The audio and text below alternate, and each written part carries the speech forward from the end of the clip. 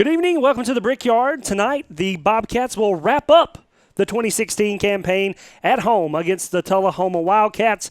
My name's Cody Derberry alongside Scott Stewart. And Scott, the Bobcats come into this game 6-3 against the winless Tullahoma Wildcats. Yeah, it is the final game of the regular season. And, of correct. course, Giles County has already secured a number 3 seed. And I was talking to the coaches before the game. Pretty much we're going to Hickson over in the Chattanooga area. So Giles County tonight plan to get better, to probably fine-tune some stuff. Obviously, and I think defense may be our biggest place where Giles County needs to work. As of course, I wasn't here for the Page game, and want to thank your brother for stepping in, Coach, for stepping in for me, and you guys did a good job. And of course, that game Giles County had in hand and let it get away, and that's the reason why they will not be able to play at home pretty much for the playoffs. One thing Giles County's got to work on is not turning the ball over right before the half. We saw the field goal that came up short by Jedediah Jenkins, and it turned the football game around. The kick six. It reminded me. I was listening to the game, and reminded me of the Auburn kick six game. But the thing is, Giles County, playing at home, playing on the road, you're in the playoffs, and that was your goal, obviously, to get there. And tonight's game is against an 0-9 team that has some talented players on it, Cody. But it's a game Giles County should win and should be able to help them tune up for the next week. A couple things you want to monitor tonight. Make sure you're watching this game. John Bach is 284 yards away from 3,000 yards and only 12 yards away from 500 yards rushing on the ground. So potential for a 3,500-plus all-purpose season. 21 touchdowns, just 5 interceptions. Arkel Reed needs 87 yards of his own to secure that 1,000-yard season, and for just an unbelievable explosive offense this year for the Bobcats. Yeah, the offense, other than a couple of periods during some games, and even there was a couple of periods there in the year when they struggled. It's been foot to the floor, gas pedal straight down. And Giles County's offense has clicked on all cylinders pretty much all year. The defense had a little bit more trouble at times. At times they've looked really good, really, really good. But then there's other times where they've struggled, and that's probably where the biggest concern is here in this last game of the regular season. The final game coming up right after this break. You're watching Pulaski TV Today's presentation of Giles County football. Here in Tennessee, when opportunity knocks, First Farmers is here. A full-service bank with deep roots. First Farmers is here. Loans to help businesses grow and families plan for the future. First Farmers is here. The technology you need to manage your personal finances. First Farmers is here. As Middle Tennessee continues to grow, First Farmers, we're here. And defend the North goal.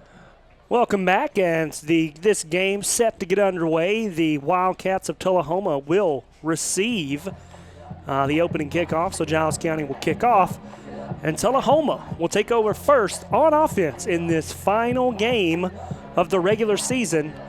And like Scott, like you said, this is the time you start preparing for that playoff push. Yeah, you get yourself honed in and get you act like this is a playoff game to see, and just get your players ready. As you saw, Tullahoma won the toss.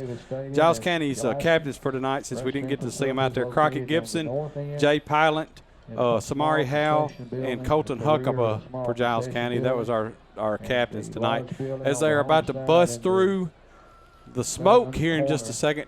For the last time this season, most likely it would take a extraordinary take a number 1 seed going down. It would take an extraordinary set of events for Giles County to be able to play another game back on this field this year.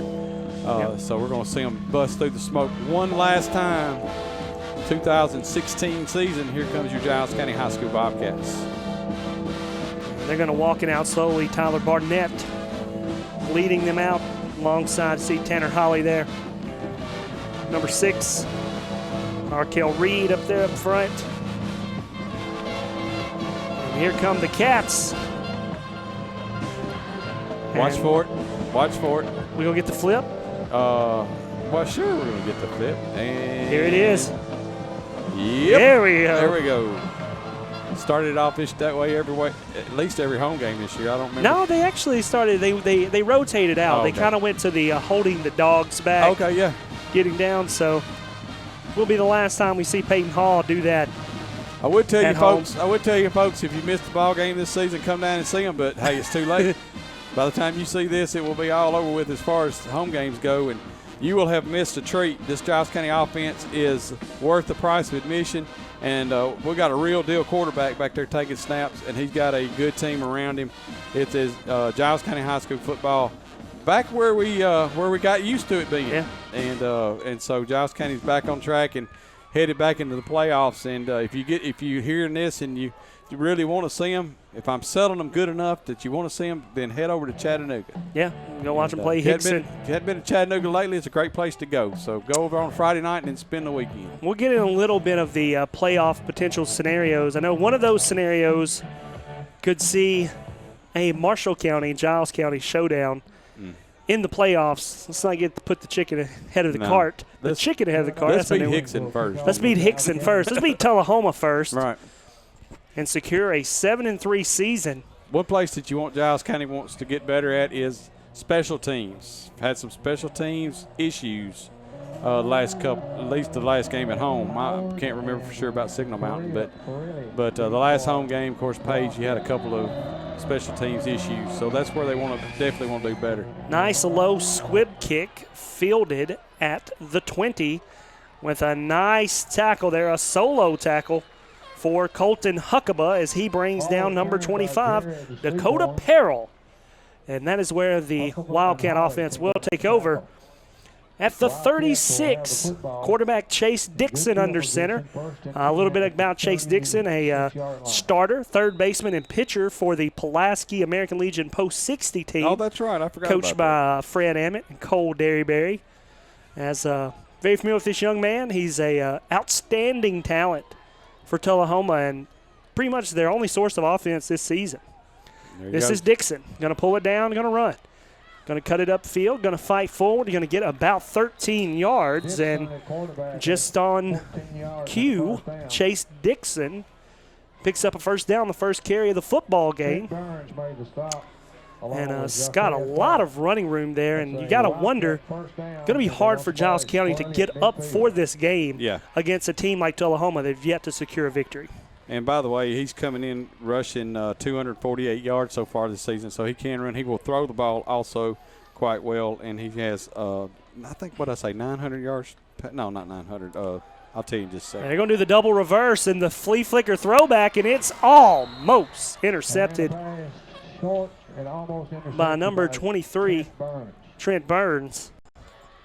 Almost picking that one off. And 939 yards passing and 8 touchdowns to 10 interceptions this season. So he's pretty effective as a quarterback, and probably their main weapon. They do have a running back too that has run quite a bit, that's carried the ball the most, and that's Corn, number 9. You'll see him coming up here in a few Tullahoma used to strike fear in the hearts of pretty much anybody here in the mid-state. As here on the end around, nice tackle there. Man, if we could get that one to run back, I want you to watch Brandon Rowan. Brandon Rowan. Making the play he fought on through, John Moore. Watch him come up. He'll fight through, I think, 2 different players. As right here on the near hash marks on the bottom of your screen. Watch him. He fights through that guy, and then makes the play. How about that? 8-yard line. Great play there. Rowan, a junior on this football team. For Tullahoma, Dixon, also a junior, who's now in the shotgun. Dixon going to look to the sideline and fire complete. And Rowan going to knock him out of bounds. Number 3, Race Marin. And Marin is going to be just short of the first down. And Scott, they're actually going to spot him back for a gain of maybe about 7. As opposed to close to the first down, but you got to wonder if Tullahoma, not a lot to lose by not going for it here. Yeah, why not? It's not going to hurt them one bit to do that. Makes you wonder, Dixon is either lining up in the deepest shotgun. They're going to punt, but it doesn't look like Giles County's going to put anybody back. That may be the deepest. It is. How he's going to throw it? He's going to fake it. That's maybe the worst fake punt that we've ever seen. He was literally as far back as I've ever seen a quarterback And they had everybody lined up in a wide receiver formation. It was they set the offense up like a regular offense. They put the quarterback back like he's going to punt, and then they faked the punt. Anyway. Yeah, not the best fake punt in the world. Tell you what, this season in the NFL, the Baltimore Ravens attempted a fake field goal, but part of the play required the right-footed kicker Justin Tucker to line up like a left-footed kicker, and they were not fooled at all. Just like the Bobcats there, stay home. Wonder if the Bobcats take a shot here on first down. Bacchus scrambling around, going to pick up about 4. And Bacchus needs only 8 more yards, Scott, to secure that 500 yards rushing on the season on a guy that when you think about him, you think of that, premier pro-style drop-back quarterback, but he can run a little bit on the ground. He can, and we've talked about him looking like Al Cobb. We had a feature on Al Cobb in the newspaper this week where he played in Chattanooga. So, he does remind us. A little movement there. He does remind us a little bit of Al Cobb when he runs, and he's a big enough kid that if he gets enough forward momentum, he's going to fall for 2 or 3 yards. Yeah, right. Which is about what he did right there. But we're going to lose 5 now because we had a little movement there on the left side of the line. Yeah, a little miscommunication will back the Cats up 5 yards. It'll bring up second down and about 13. Second down and 13. Coach Hope will confirm your call there on the PA. Lined up to the near side right there is Knox Birdsong, who has really came on as this season has progressed. Going to be the screen to Arkell Reed. Reed going to break one arm tackle, going to cut it upfield. Reed with a running room. Reed's going to break another tackle and pick up a first down. My goodness. What a run there. A 15-yard pickup for Arkell Reed. And add 15 more yards to Bacchus as Scott, what a play there by Arkell Reed. Yeah, and it's amazing. He really almost got out in front of his blockers there. That's the reason why the contact came pretty early, but he just fought through it. And first and 10 for Giles County. Definitely not a guy you're going to bring down with arm tackles. Is about 195 to 200-pound Arkell Reed. Right. And another handoff. Arkell going to go down, maybe lose a yard.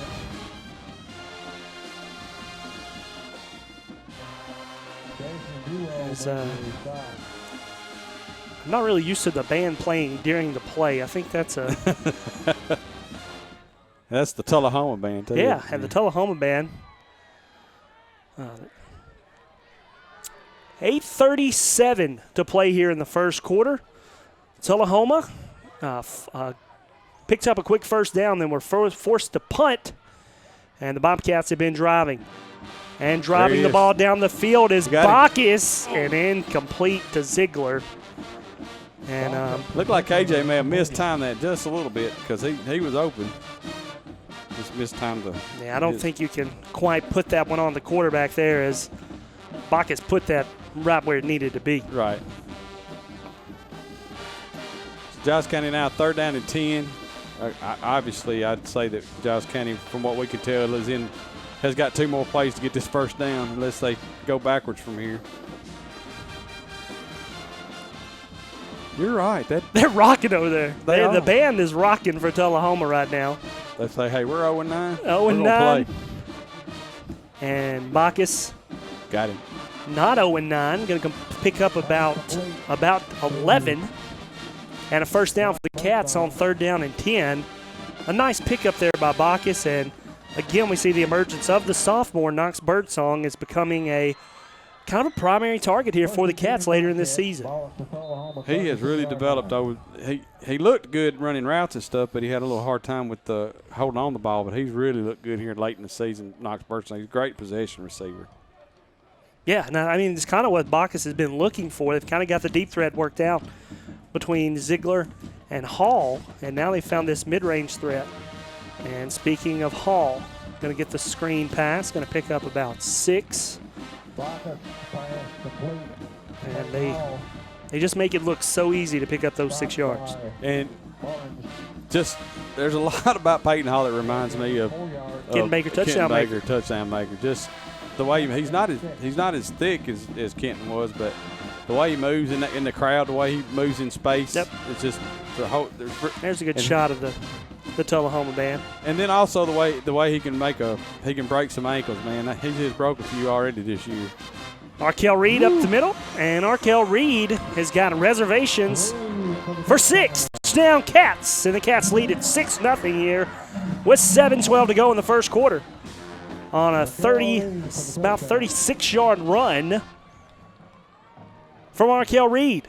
Actually, I had it at 28. Or excuse me, 28-yard run. Yeah. 28-yard run for Arkell Reed, and that closes him closing in on that 1,000-yard season, which I know would mean a lot to him. You know, that the 1,000-yard season here in your senior year would definitely be something he would like to have. Jenkins will attempt the extra point. Jenkins to line up the extra point. He's been money on these all year. It's good. And that one, no difference. 7-0 is your score. 7:12 to go here in the first quarter. Cats leading. 7:12 to go. We'll be back. You're watching Pulaski TV, today's presentation of Giles County football. This is the circuit courtroom of the Giles County Courthouse. Every day, important decisions are made affecting people's rights and privileges.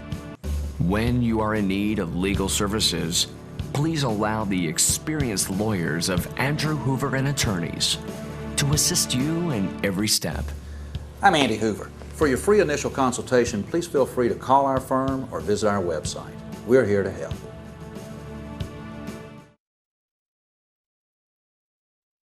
Fielded at the 20.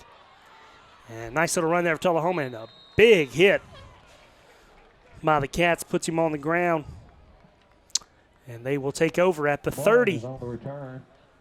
As Marin was tackled there by Key McDonald.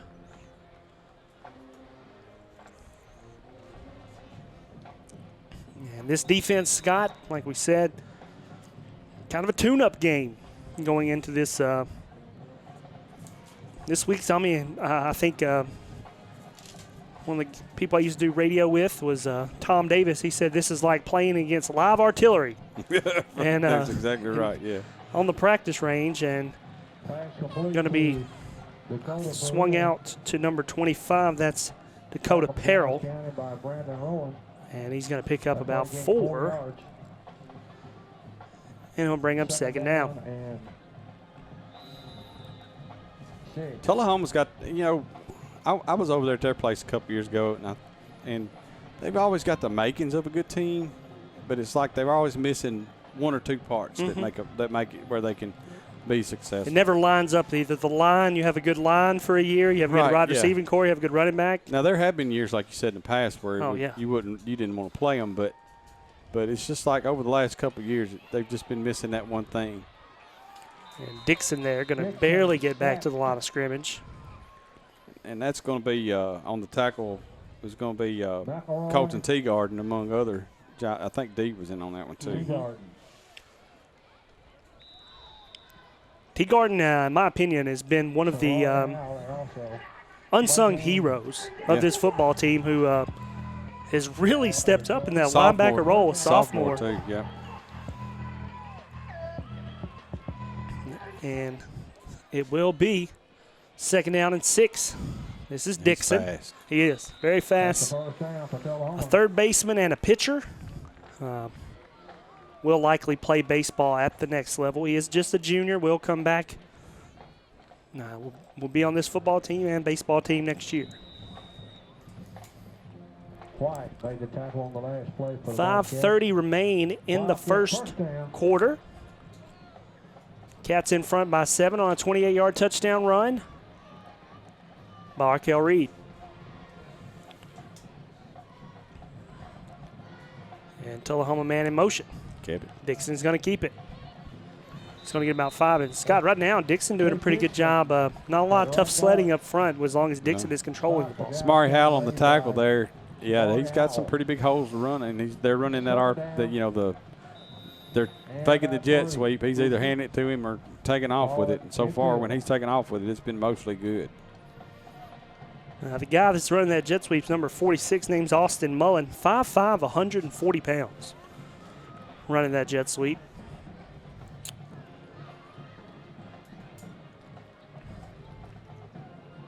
Dixon's going to keep it again. Wow, Cuts it upfield. Makes another 9-man miss. And Dixon. Would you look at he's got good vision, too. Did you see him pick his way through that? He's going to pick up about 13. Another good run there by Chase Dixon. Here's that juke, Scott. Just puts his foot in the ground. Oh, right there. He followed that blocker. It was a thing of beauty is what it was. And he's always falling forward, picking up, like you said, those extra 2 or 3 yards.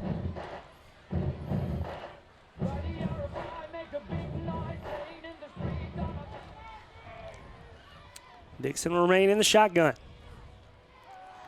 Going to look downfield, going to fire back the screen. It was a screen to the lineman. To the lineman. And look at him go. And he's going to be chopped down like a giant redwood around the the thing you got to do there is you got to 28. make sure you throw that one backwards or it's an illegal pass. What that ends up being is a long handoff backwards to number 71. The only thing that could have happened there was it could have been he reported eligible. Yeah, I mean, he could have, but that was about – I think they were intentionally throwing that backwards just to make sure. Yeah. That brings up Scott, I think you've got to get the ball back to that guy because he moved pretty well. Good, yeah. Complete number 71, Ahmad Taylor. Good. And another first down. Nice hit there by, I believe that was Tanner Holly. Scott, number 71, Ahmad Taylor, 6'3", 260 pounds. With wheels, baby. With wheels. I think you got to line that guy up in the backfield. Bobcats have it on the 20. All right, they're down to they're not quite in red zone, but they're right at the red zone. They're right at the 20-yard line. Yeah, they're at the 20. Pretty close to the red zone. And Dixon's going to keep it again. Oh, see, that's holding right there. They didn't – that lineman, that number 54 held whoever that was on the end. He just reached around and hugged him. I'm going to be surprised if you see a lot of penalties in this football game. They're not going to be called, but it was. Oh, we're going to see them. They're just not going to call them. Going to be near the first down as we near a timeout. We're going to take it with them. We'll be back. You're watching Pulaski TV, today's presentation of Giles County football. I'm a weekend warrior, and soccer is one of my passions. But when I sprained my ankle, I thought that was all over. But I went to Benchmark Physical Therapy. I was treated with manual therapy. My progress was measured each step of the way. I put in the time, the reps, the work to get my ankle ready for anything. So now, it's like it never happened. And we're back, 7-0 your score. Yeah, it's kind of like you were saying. Giles County, could this be, instead of adjusting to what Dixon's doing, force the defense. Not show anything for the next ball game and go straight up defense, and if they score, they score. Mm-hmm. I don't know, but you would think that it's because we've seen Giles County allow some yardage early on in the game and then adjust and be able to shut somebody down, and we may end up seeing that again tonight. Dixon, play action, flicks it into the end zone, incomplete. Keegan Potter's going to be called for pass interference. Or pass interference. Pass interference, that's it. On Potter. We'll give a first down, be half the distance to the goal. Bobby plays on about the 5. Defense against the Bobcats. So it's first and goal. First and goal from the 5. Like to see the things you like to see in this game, Cody, is a game that you would think Giles County is going to win, and we obviously don't want to overlook Tullahoma, but you'd like to see right here this kind of position where Giles County's first and goal and see what you can do to stop. See what you can do here on the goal line against a quarterback who's proven to be a very mobile threat. This is Dixon going to run, touchdown. Chase that corner Dixon. field off, that's for sure. And Scott, it's Chase Dixon kind of reminds me of a taller and a little older Bryce Wallace, kind of the way he runs with the football. And a touchdown, and Tullahoma is an extra point away from tying it up. That's an impressive drive, too, by the way. They started at the 31. It's 1, 2, 3, 4, 5, 6, 7, 8, 9 plays. That's an impressive drive right there, 9 plays. And 69 yards. If you missed the Page game, Brent Samiglia going to the University of Tennessee on these extra points. As you watch this one fly up and good over the fence, Samiglia was kicking them over the scoreboard and onto Sam Davis Field. As 7-7 is your score here. 2:45 to play in the first quarter. Cats get the ball, and we come back right here. You're watching Pulaski TV, today's presentation of Giles County football. Here in Tennessee, when opportunity knocks, First Farmers is here. a full-service bank with deep roots. First Farmers is here. Loans to help businesses grow and families plan for the future. First Farmers is here. The technology you need to manage your personal finances. First Farmers is here. As Middle Tennessee continues to grow, First Farmers, we're here. 7-7 as Rocky Top plays here. As Tullahoma's band is jamming out over there. They are. they are jamming They brought the party with them, that's for sure. As you can see, I mean, there are more people in the band than on the football team, and I can say that with reasonable certainty, as they are taking up that whole left side. Kicks away. It's going to be a short one. Going to be fielded at the 25. Picking his way through is Harrison. He's going to fight forward and fall down about the 30. I'm going to say the 37. Cameron Harrison, the backup quarterback to Bacchus. We've seen him come in. He's played a lot of some lot garbage of spots. mop-up time. He's played defense. He's played a lot of spots on offense. He played running back. We've seen him play quarterback. We've seen him in a receiver spot. And as I said, we've also seen him on the defense side of the ball some too. Really talented kid. Yeah, he's really been a great utility player for Giles County. Cats come out in the trips to the left and trips to the right. And this one's picked. That's Bacchus' 6th pick of the year.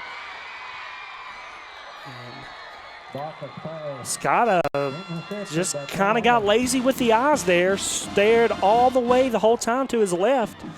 And Knox Birdsall didn't really do him any favors coming back to get that one. No, and this is we've been kind of racking this game up to fine-tuning yourself, but how do you get these players up for this game when it doesn't really mean anything? And that's the reason why I say you're fine-tuning stuff. But right now you're going to be fighting to win this ball game the way this is being played. And this game means everything to Tullahoma. I mean, it means the world to them. Exactly. And just like that, Dixon will have the ball. First down and goal from the 10. Actually, it's 1st and 10 from the 11. So they can pick up the first down. We'll have maybe moving back 5 right here. Yep. False start against the Wildcats. 5-yard penalty. False start on Tullahoma. We'll back them up 5 yards. Yeah, this is the kind of game when you're a coach. You got look, guys, you don't want to go into the playoffs, on a down note against a team that you should beat. You need to come out, play with focus, and we're definitely not seeing that yet. Of course, there's a lot of football left to play, but like you say, Tullahoma has got one thing on their mind, and that's winning their first football game of the year. And timeout Tullahoma. We'll take it with them. Cats and the Wildcats knotted up at 7. We'll be back. You're watching Pulaski TV today's presentation of Giles County football. At the Giles County Courthouse, judges and jurors make decisions every day that significantly affect people's lives. Jurors may decide who goes to the penitentiary. Judges may choose which parent will raise children. Both could decide how your heirs share in your property. If you are confronting any of these difficult legal issues in your life or business, please allow the experienced lawyers at Andrew Hoover and Attorneys to be with you in every step. 7-7. You get a good look there in the huddle of the Bobcats defense, who are backed up here as Tullahoma with the interception. Just Bacchus' 6th interception, Scott, on I mean, really about 300 and almost 375 attempts, just his 5th pick of the season. All you math people out there, give me a percentage real quick. 6 out of 360 attempts. That's that's pretty good. Not bad. Yeah, Bacchus is averaging. Just looked at it. He's averaging about, actually maybe 280 attempts. Either way, he's averaging about 10 yards per attempt, which is pretty ridiculous at the high school level. Dixon going to sprint, cuts it upfield. Chase Dixon is into the end zone. And you could hear a pin drop over here on the Bobcat side as the Wildcats have taken a 13-7 lead, Scott. And, I mean, not a gambling man, but, I'd probably say this game probably had around a 28 to 30 point spread. If you look at their game so far this year, they've been beaten pretty bad by everybody they played. Tullahoma has, and Giles County's letting them stay in this ball game, and that's a dangerous thing to do. Another good look at Dixon there for the 15-yard touchdown run. And watch him just gotten some traffic right there and just split it. The extra point is good. Wildcats in front of the Cats by 7. We'll be right back. The Bobcats will receive when we return.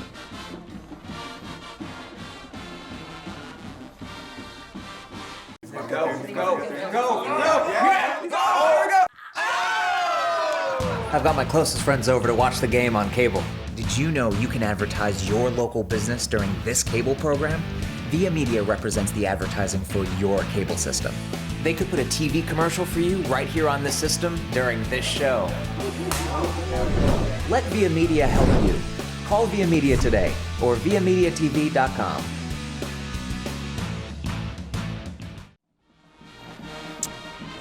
And Tullahoma will kick off. Gotta think you might see another short kick. 2:27 remain in the first quarter, and if you'd have told me Tullahoma would be leading in this one, not a lot of people would believe it. Kicks away another short one, fielded at the 25. Birdsong cuts upfield. Birdsong makes a man miss, going to get it across the 50. He was one man from breaking that one all the way, and the only man that could stop him was number 20, Jeremy Damron, on the stop. Take over in Tullahoma territory. And you got to think, the Bobcats, it's going to be very hard for Tullahoma to stop them. Really, the only way is turnovers. Right. That's about the only thing that's going to stop the Cats. So trailing by 7 to here at home on their last game of the season here at home. Giles County takes a snap. Bacchus play action, going to look down the field, overthrew Ziegler. Ziegler really struggles coming out of a route. When he's coming out of a break, he tends to really lose a lot of his acceleration. Yeah. Something he definitely will work on because Scott, he has talent in droves. Oh yeah, they got size. He's got the size. He's got it all. He's got the ability to go up and get the ball at its peak. Everything you need. But you're right. It's that coming out of that break, especially on those. Well, on any route, to be honest with you, you're right. Bacchus going to hand it off to Arkell Reed. Reed's going to flip his way up for about 5. And he'll bring up 3rd down and 5. Reed on the carry at right tackle. It's 1:50 to play in the first quarter.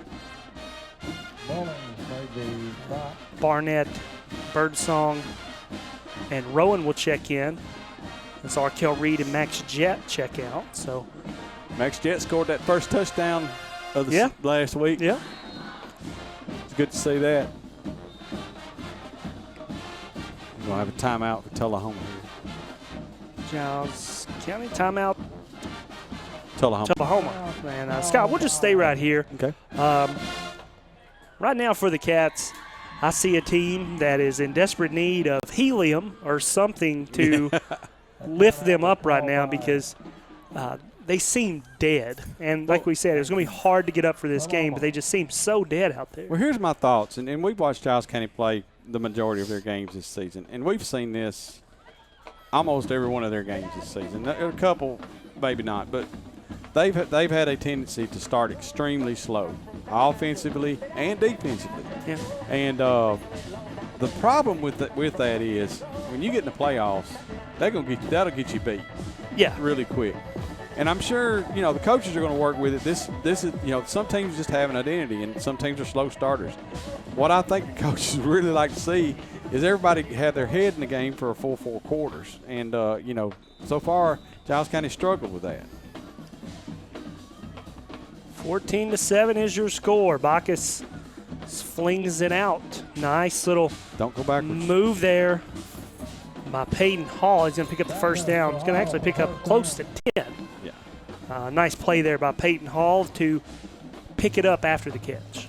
Yeah, I thought he was going to dip back behind the first down marker there for just a minute, but he got all the way down to the 33, which is actually about a 12-yard gain. And, Scott, not a good look there as we see Peyton Hall limping, now hopping to the sideline. And that is a kid they can ill afford to lose going into the playoffs. Bacchus on the keeper. Bacchus, nice block there by Barnett. Yes, it was. Just put him on the ground, and Bacchus carries it out to the 23. Of course, that's part of the offense that we haven't seen yet this game. That is really, John Bacchus can run the ball. He can be an effective runner enough that it opens everything else up. Yeah. And you see why right there. That's a 10-yard gain in the first down.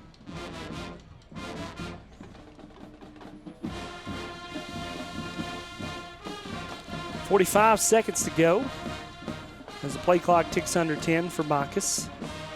Bacchus is going to keep it. Going to make one man not miss, and he's get tackled right there by number 10. Still, he's picking up 4 yards. He picked up 10 yards, 4 yards. If you can get that, you don't really want your quarterback in this case to be running that much, but he can do it, and it can be a difference maker for sure. Scott just ran down this whole roster of Tullahoma. Only 10 seniors on the roster. So you're talking about a young football team as we get a timeout. Into the first quarter. At the end of the first quarter, the Cats trailing 14-7.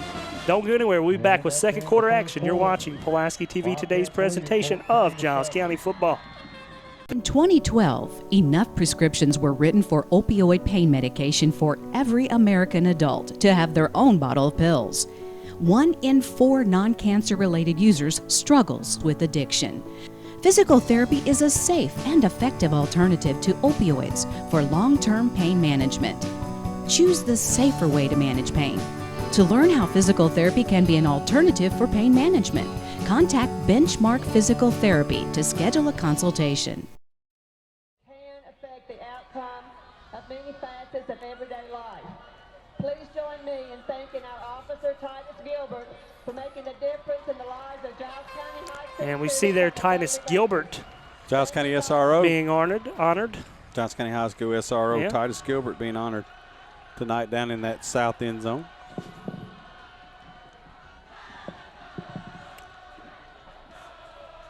As 14-7. As we're going to get the first play here in the second quarter. With the Cats trailing here with second down and 6. Bacchus rolling out. Play action. Firing. KJ Ziegler goes up and gets it. KJ Ziegler. And Scott right there. That time. 19 yards. Ziegler just went up and kind of took it away from the defender. A great play there by KJ. There. Yeah, never went to the ground. Good job, KJ Ziegler, going up and getting the ball like I talked about at the highest point. And that's the kind of talent he has. That's what we were talking about. And here will come Jedediah Jenkins for the extra point.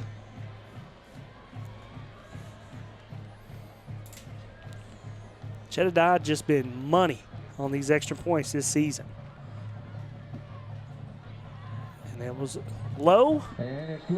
It counts all the same. 14-14 is your score. And we will take a quick time out. You're watching Pulaski TV, today's presentation of Giles County football. Here in Tennessee, when opportunity knocks, First Farmers is here. a full-service bank with deep roots. First Farmers is here. Loans to help businesses grow and families plan for the future. First Farmers is here. The technology you need to manage your personal finances. First Farmers is here. As Middle Tennessee continues to grow, First Farmers, we're here. 14-14 your score as Cats ready to kick off. Tullahoma yet to get on the field.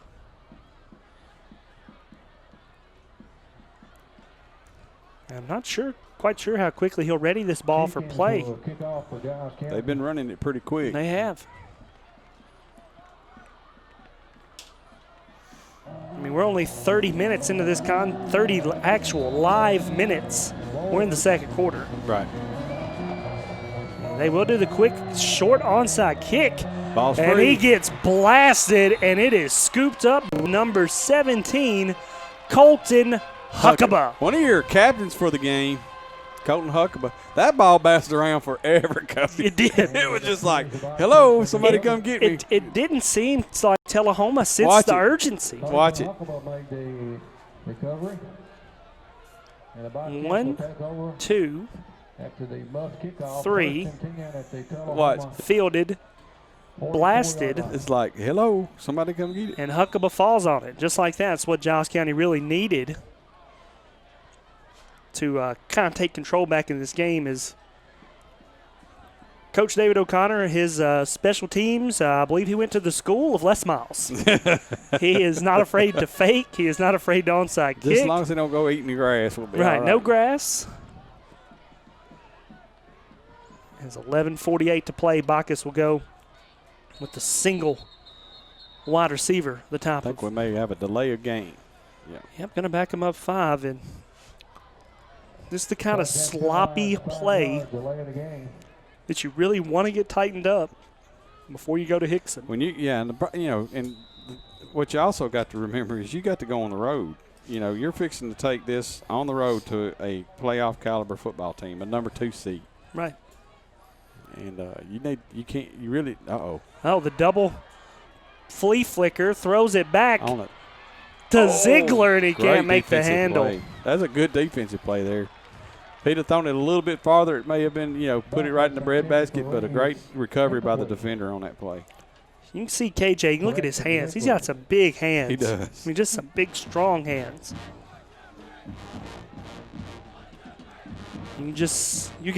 I can just only imagine how much he will improve going into next year.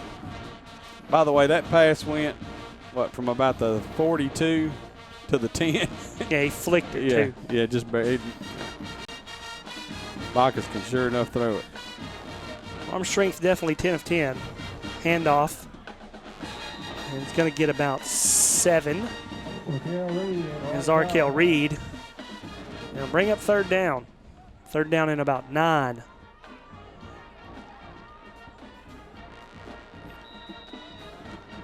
We're going to see Tanner Holly come in. But he's going to line up at wide receiver. Bacchus started walking towards the sideline. He thought, he was like, well, here comes the Holly package. The Holly package.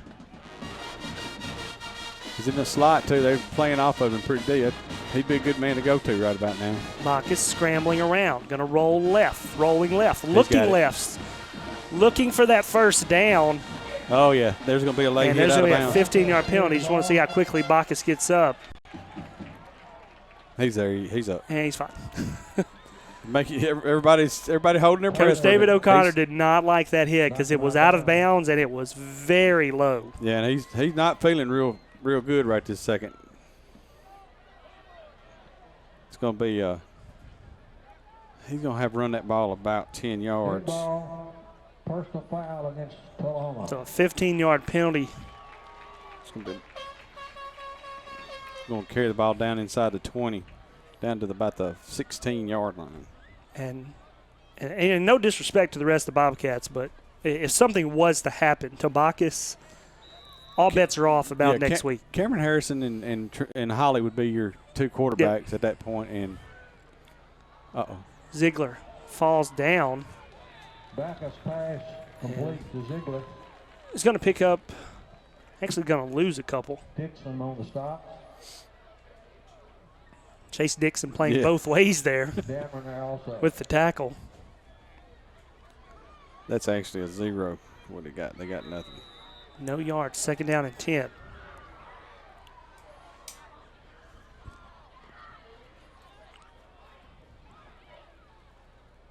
Giles County substitute. Got substitutes going both ways and looking for the play call here. 10 minutes to play in the second.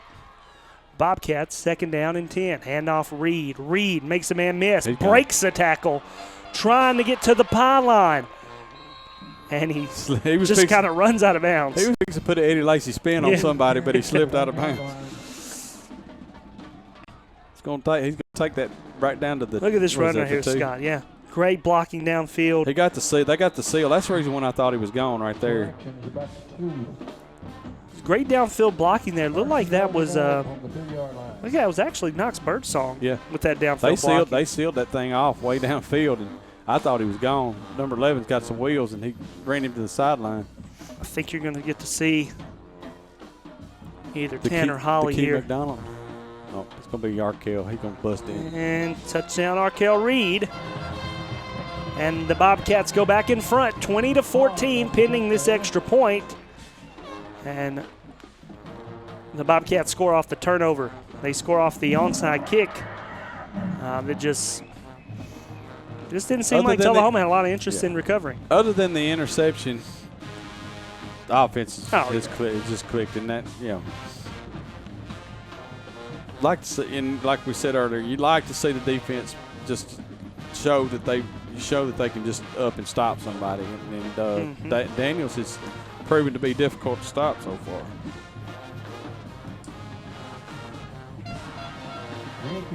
Kicks up and good, 21-14. A 2-yard run by Arkell Reed gives the Bobcats the lead. You're watching Pulaski TV Today's presentation of Giles County football. This is the circuit courtroom of the Giles County Courthouse. Every day, important decisions are made affecting people's rights and privileges. When you are in need of legal services, please allow the experienced lawyers of Andrew Hoover and Attorneys to assist you in every step. I'm Andy Hoover. For your free initial consultation, please feel free to call our firm or visit our website. We're here to help. 21-14, your score. As the Bobcats back in front in a game they likely would be favored by 2 or 3 scores. Right. Really the big difference is the turnover by Bacchus, almost a pick 6. It was returned, and then Dixon scored just 1 play later. Another squibber. This one just knuckle pucks down to the 34. Kickoff. Tullahoma recovers it at about the 33-yard line. And here comes Tullahoma.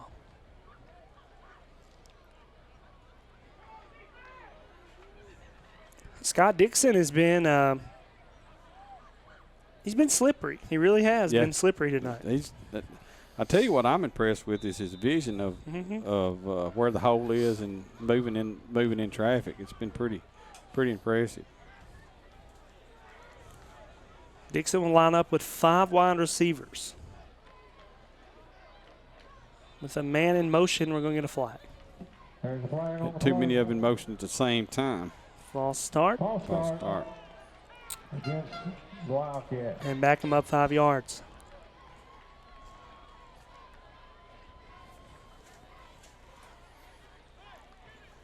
$9:55 to play here. In the first half, the Bobcats will get the ball at halftime. And at halftime, make sure you tune in. The last chance to catch the Bobcat Band of Gold in the Michael Jackson Experience. Be the last night. Yeah, and I don't think I've been able to see the second half of that. They played the first half of it during the first part of the season. That was awesome. I don't think I've ever seen the second half of it, so I'm looking forward to that. We get another flag. This time going to be a delay of game. Delay of game against Tullahoma. Another 5 yards. And these are the expected plays you'd see out of a team that's 0-9. Right. They don't have any timeouts left because they've used all of them. Right. They're not going to get one this time. And that's not Daniel. Yeah, it is. I've seen say it wasn't Daniel as the quarterback. Yeah, it is. Yeah, Chase Dixon hands off. Dixon, I mean. And that's going to be a horse collar tackle. Yeah. And that's going to give him the first down. Yep. More carries. Look like Tanner Holly. And there's a flag on the play. Drug him down from behind. That'll be a personal foul. It's going to go from 2nd and 15 to 1st and 10. Penalty goes against Giles County. It's an automatic first down. Any horse collar is automatic. All the way out to the 46-yard line. Get a good look there. Yeah, Tanner Holly just, that's all he could grab was the back of the jersey. And I wasn't sure. I thought you had to actually be inside the pads. He really pulled him down from the shirt. I think they've actually changed it. I don't know if they've changed it in high school. I know they've changed it on some levels where if you just grab anywhere up around where the name would be. Yep. Dixon throws over the head. Pass intended for John Moore, incomplete. Intended for Moore. He had him streaking across the middle. He just overthrew him.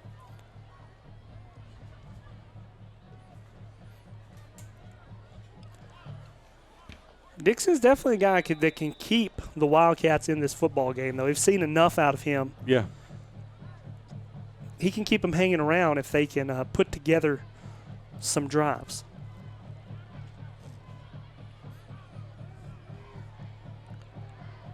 Ball on the 45, 9:16 to play in the second quarter. This is Dixon rolling, zipping one. Incomplete. Intended for Matthew Meadows. 6 foot, 165-pound junior. He had him open as well. I think the accuracy of throwing the football is maybe his issue because and we've seen that already now a couple of times where he's overthrown some folks. But plays like that keep your defense honest. Keeps your quarterbacks from crashing in on running plays, and now your running lanes are going to be a little more wide open. I would almost dare to say they'd run this ball on 3rd down, but Dixon's going to keep it. Sprinting upfield, breaks the tackle. Going to pick up about 5. Dixon. Nice job there breaking the initial contact before he can be brought down by Jaquez White. Going to bring the punter in this time. Giles County don't believe it. Nobody back deep. The referee back deep to field. Giles County does not believe the punt's coming. And he thought about it. Nice punt. Well, it's going to end up inside the 20, so it is going to be a good punt. And the Bobcats will take over on offense. 8:24 now left here in the first half. Giles County's taking the lead. Bobcats will take over. And now have the ball at the 17-yard line. If you disregard the turnover, Bobcats have scored each time they've had the football. Right. They only had it that one play. On the turnover, they one play in on that interception.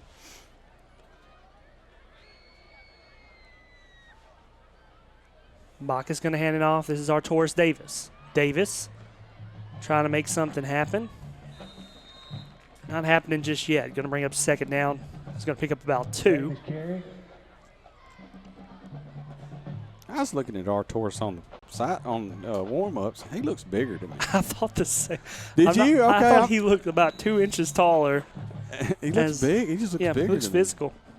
I mean, bigger than he did to start the season. Let's put it that way. Not sure what that globe is doing that's over there by the ambulance.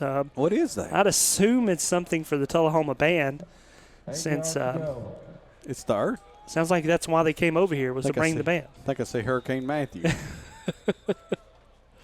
Timeout now for Giles County. Timeout Bobcats. Second charge timeout. It's a good shot of the globe. What is that? Not sure what that. Look at that. That guy's like, hey, what is this? Like, where does this come from? What do we do with it? And it rotates. Yeah, we're going to. Where's the, what are we looking at there? Now, which one's Australia? He's standing there with him arms folded. Don't look at this. You're not allowed to look at it. It's top secret. Please, sir, move along. Nothing to see here. But that is, I'm looking forward to seeing what that is here at halftime. I don't think you should go anywhere because, I mean, we're watching this band and the cheerleaders for Tullahoma. And well, Giles County's band's going to come out, and they've had an absolutely remarkable season so far and have done a great job. And a very impressive Tullahoma band. I'm not saying they're any more impressive than Giles County, but we've been impressed. I'd say their spirit squad they're in more its impressive entirety, than they're more impressive than anything that we've seen over on that side. So any other game this year. Yeah, absolutely. Coming around the edge, Brandon Rowan. He's got a good block. Look at KJ Ziegler with a great block, and I'm talking like springing in 30 yards worth of block. Yeah, and like staying on it. Because he had that for like 3 or 4 seconds, and that's hard to do. That was an unbelievable block there by KJ Ziegler. And it's hard for a wide receiver to stay on a block that long without getting a holding call. Absolutely. And so that went out. Or you do get a holding call. Well, it's over on the other side. Yeah, it's probably not on. It had to be somebody else. if he called holding on KJ Ziegler all the way over here from over there, then something ain't right. False start. That was a false start. As Andy Chun would say, somebody cheated whenever the handkerchief comes down. 21-14, 7:30 to play.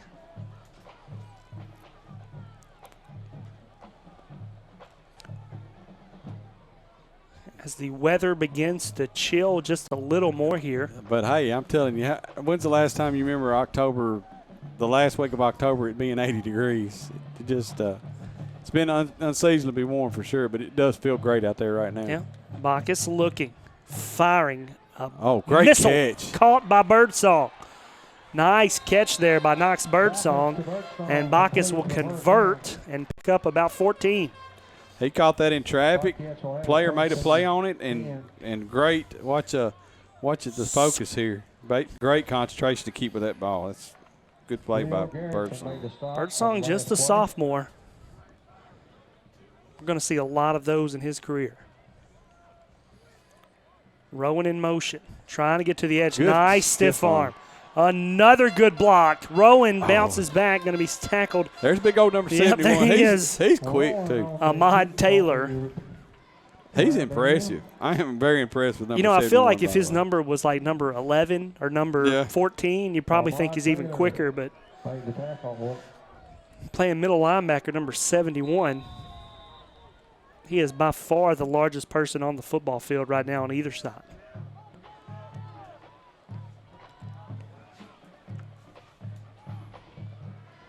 This is a handoff. Nice move there. Arkell Reed going to fight forward. Going to pick up another first down. Picks up 11. You know what I like about Arkell Reed? He had the opportunity there to run free to the sideline and not get a whole lot of contact. He ducked it to the right and just took on it. He wanted to take. He likes contact. Yep. You can just tell the way he runs the ball. From a technical standpoint, the way he runs the football, he does it just right. Right, exactly. He may not be the fastest guy out there or the strongest, but he definitely is a really good running back, knows how to play the position. He's one of those guys that seeks out contact. Yeah. He does not run away from it. And sometimes when he should, he doesn't run away from it, really, to be honest with you. But I'd rather see a player do that, run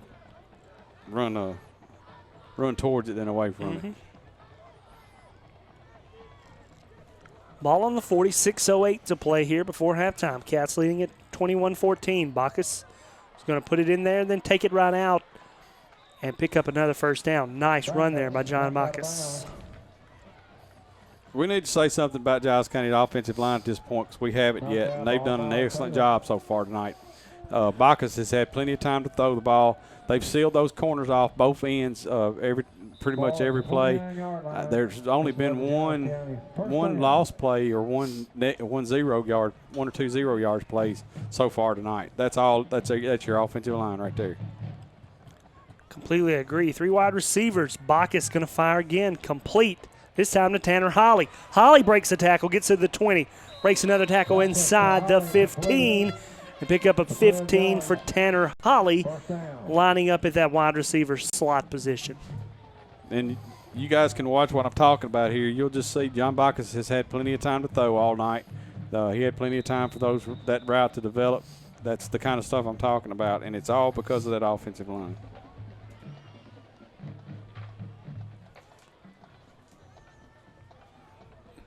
Going to come out in the 2 wide receiver to the near side set with 5:30 to play. Bacchus looking, going to fire quick pass over the middle to Max Jett. And he wanted no part of trying to bring down Jett, so he just kind of went for the knees. He rolled under him, didn't he? Max Jett definitely has I'd say the physical tools to be a sensational tight end. Yeah, and like I said, he got that first touchdown last week, which probably make him a little bit hungry to get in that end zone again. 5 minutes to go here in the first half, excuse me.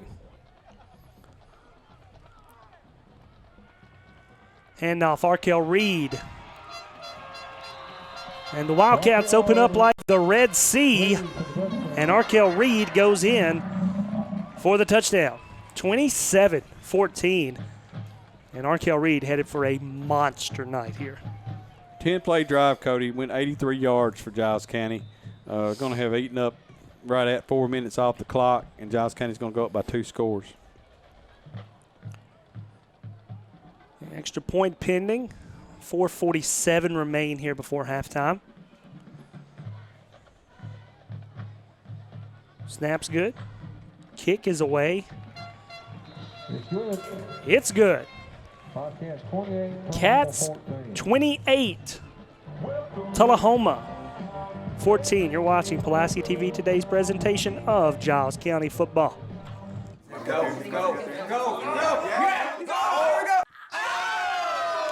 I've got my closest friends over to watch the game on cable. Did you know you can advertise your local business during this cable program? Via Media represents the advertising for your cable system. They could put a TV commercial for you right here on this system during this show.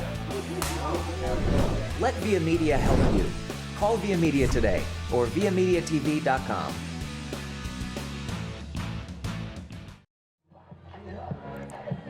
(28-14). Cats in front with 4:47 to go here before halftime. Don't forget the Bobcat Band of Gold and the Tullahoma Band of Maroon will perform Jenkins will kick off at halftime.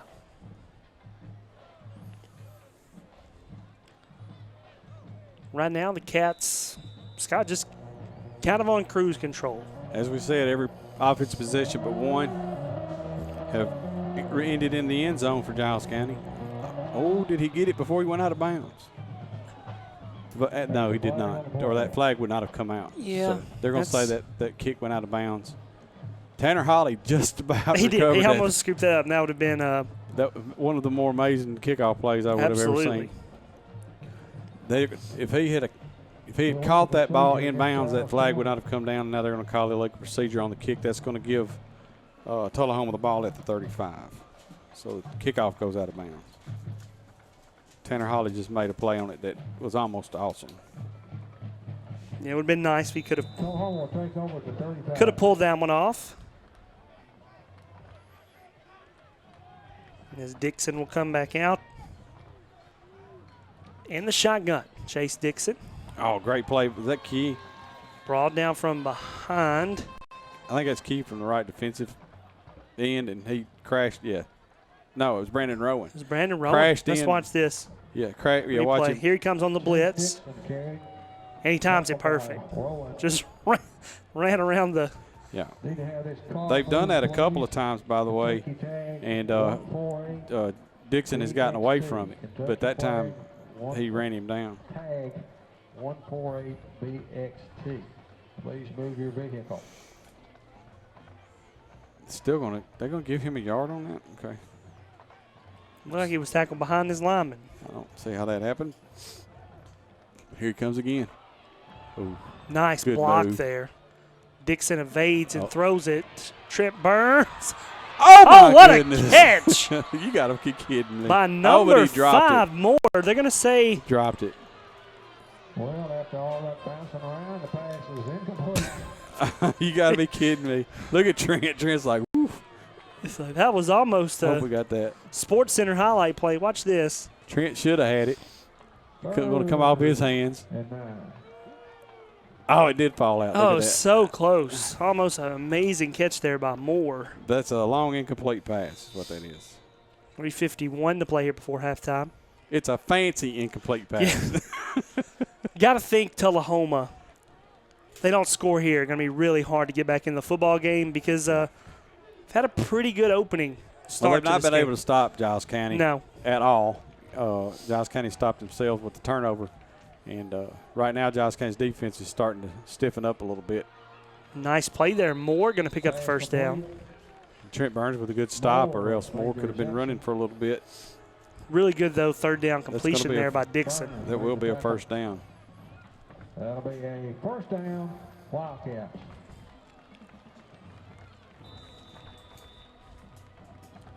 Got a good shot there of C.J. Bryant, sophomore. Starting in the I'm going to say this and knock on some wood down here. Giles County's defense has done a little bit better job of containing Dixon. Knock on this wood so they didn't run for a 55-yard touchdown right now. Ball on the Tullahoma 45. Dixon looking. Got a man open. Can he find him? He does. Nice completion there to Moore. Goes down to the 30, a pickup of 25. Dixon's pass complete downfield. Scott, nice touch there by Dixon. Yeah, and we have that's been the one thing he's struggled with is his accuracy so far, but he found it right there. So Tullahoma first down. At the 27-yard line of Giles County. Dixon listed at 6 foot, 165 pounds. Their receivers have been open tonight. Yep. So, I mean, it's just been a matter of him hitting them, and he finally did. And it was a really good pass into some coverage. Dixon got another man open. This time complete to Merritt. Touchdown. They're going to say he's down at the 1. Down. Oh, wow. Big hustle there by Colton Teagarden to stop the man at the 1-yard line. Tullahoma will have a first and goal. First and goal now at the 1-yard line. They're going to say his knee went down just before he went into the end zone. That was Colton Teagarden hustling to make that tackle. Well, unless you come up the goal line and stop, you might have been actually better off of letting him get into the end zone. Yeah, because then they get the ball back. Get the ball back.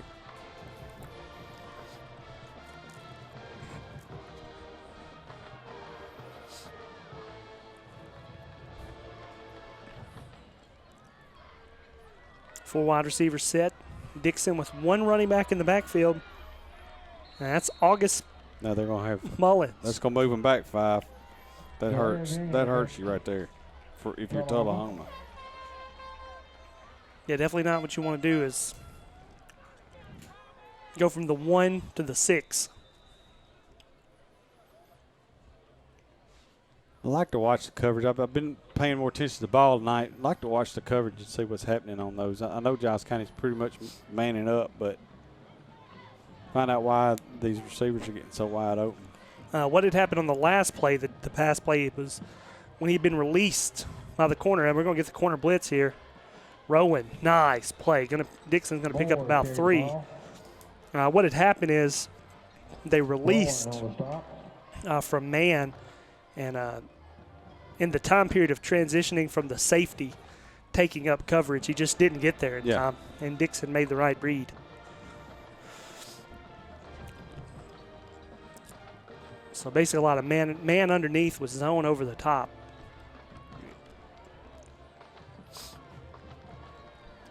Got to think Dixon's going to keep it here.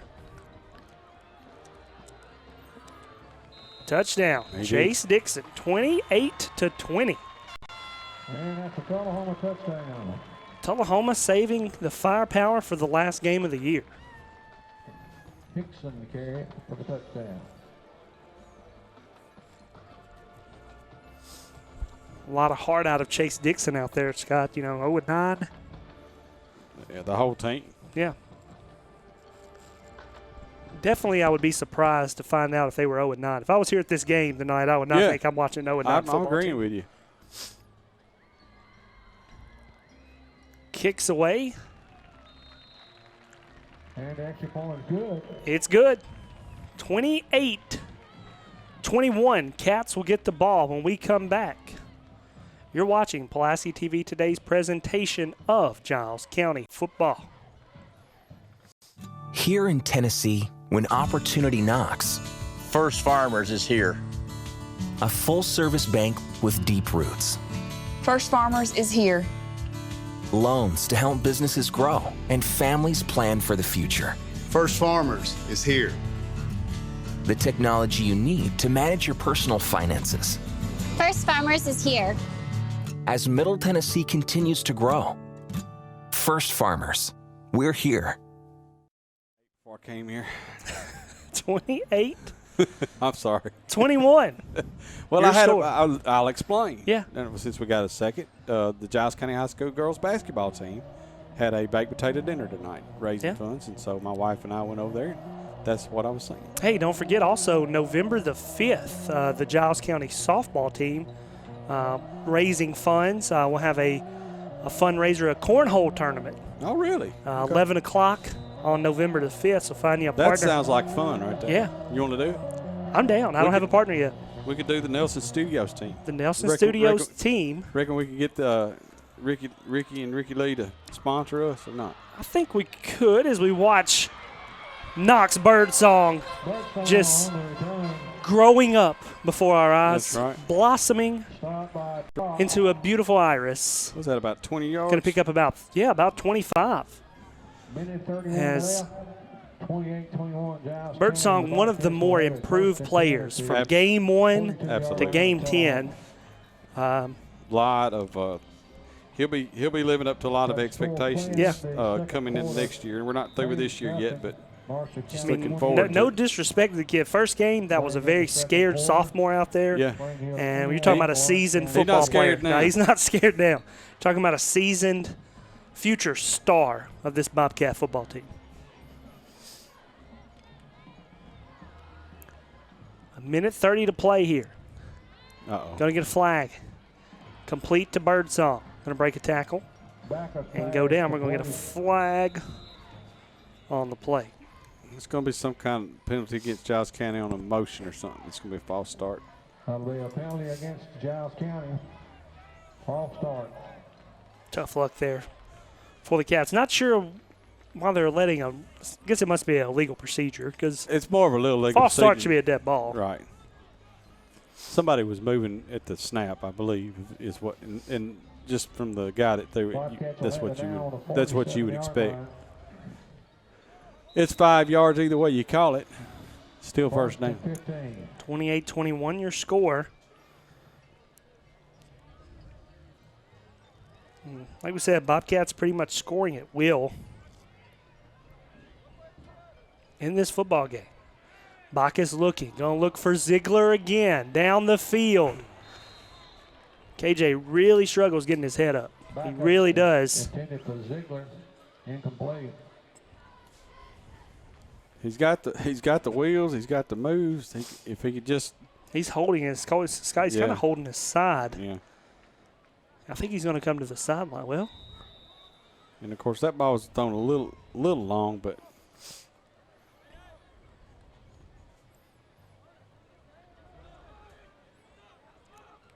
Tough kid right there. Ziegler goes right back at it. Bacchus steps up in the pocket, going to go down, loses the football. And the Tullahoma Wildcats will fall on it. Unless they said Bacchus' knee was down. Not really sure what they're going to rule. We've got to have somebody rule something, guys. None of the referee have ruled. I don't know that any of them saw it.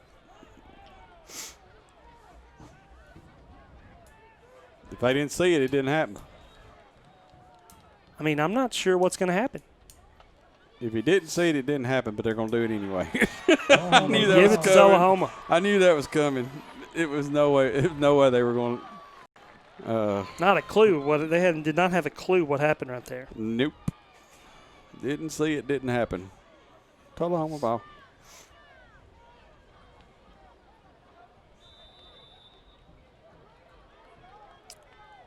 Yep, get a good look there, and Scott looks like he did. Oh, I'm not saying he didn't fumble. Yeah. I'm just saying if they didn't see it. They didn't see it. They definitely didn't see it. If they didn't see it, it didn't happen.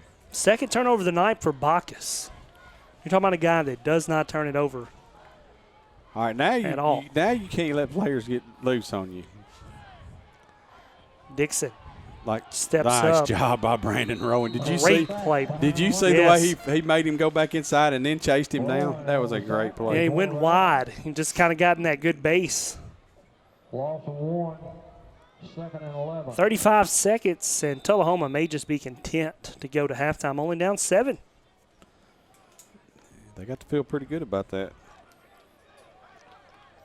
I think you're going deep here to number 5. Nope, they're going to throw it back to the big man. Again. And he's going to get about a yard. That Ahmad Taylor. C.J. Bryant out there on the tackle. Good job by C.J. C.J. Bryant. And that guy's a good 6-7 inches taller than C.J. And probably I'd say outweighs him by about 70 pounds. There you go. And that will do it for your first half. The Bobcats leading the Tullahoma Wildcats 28-21. Don't go anywhere. We come back. We're going to get the Bobcat Band of Gold and the Maroon Band from Tullahoma. 2 performances tonight. You're watching Pulaski TV Today's presentation of Giles County football. I'm a weekend warrior, and soccer is one of my passions. But when I sprained my ankle, I thought that was all over. But I went to Benchmark Physical Therapy. I was treated with manual therapy. My progress was measured each step of the way. I put in the time, the reps, the work to get my ankle ready for anything. So now, it's like it never happened.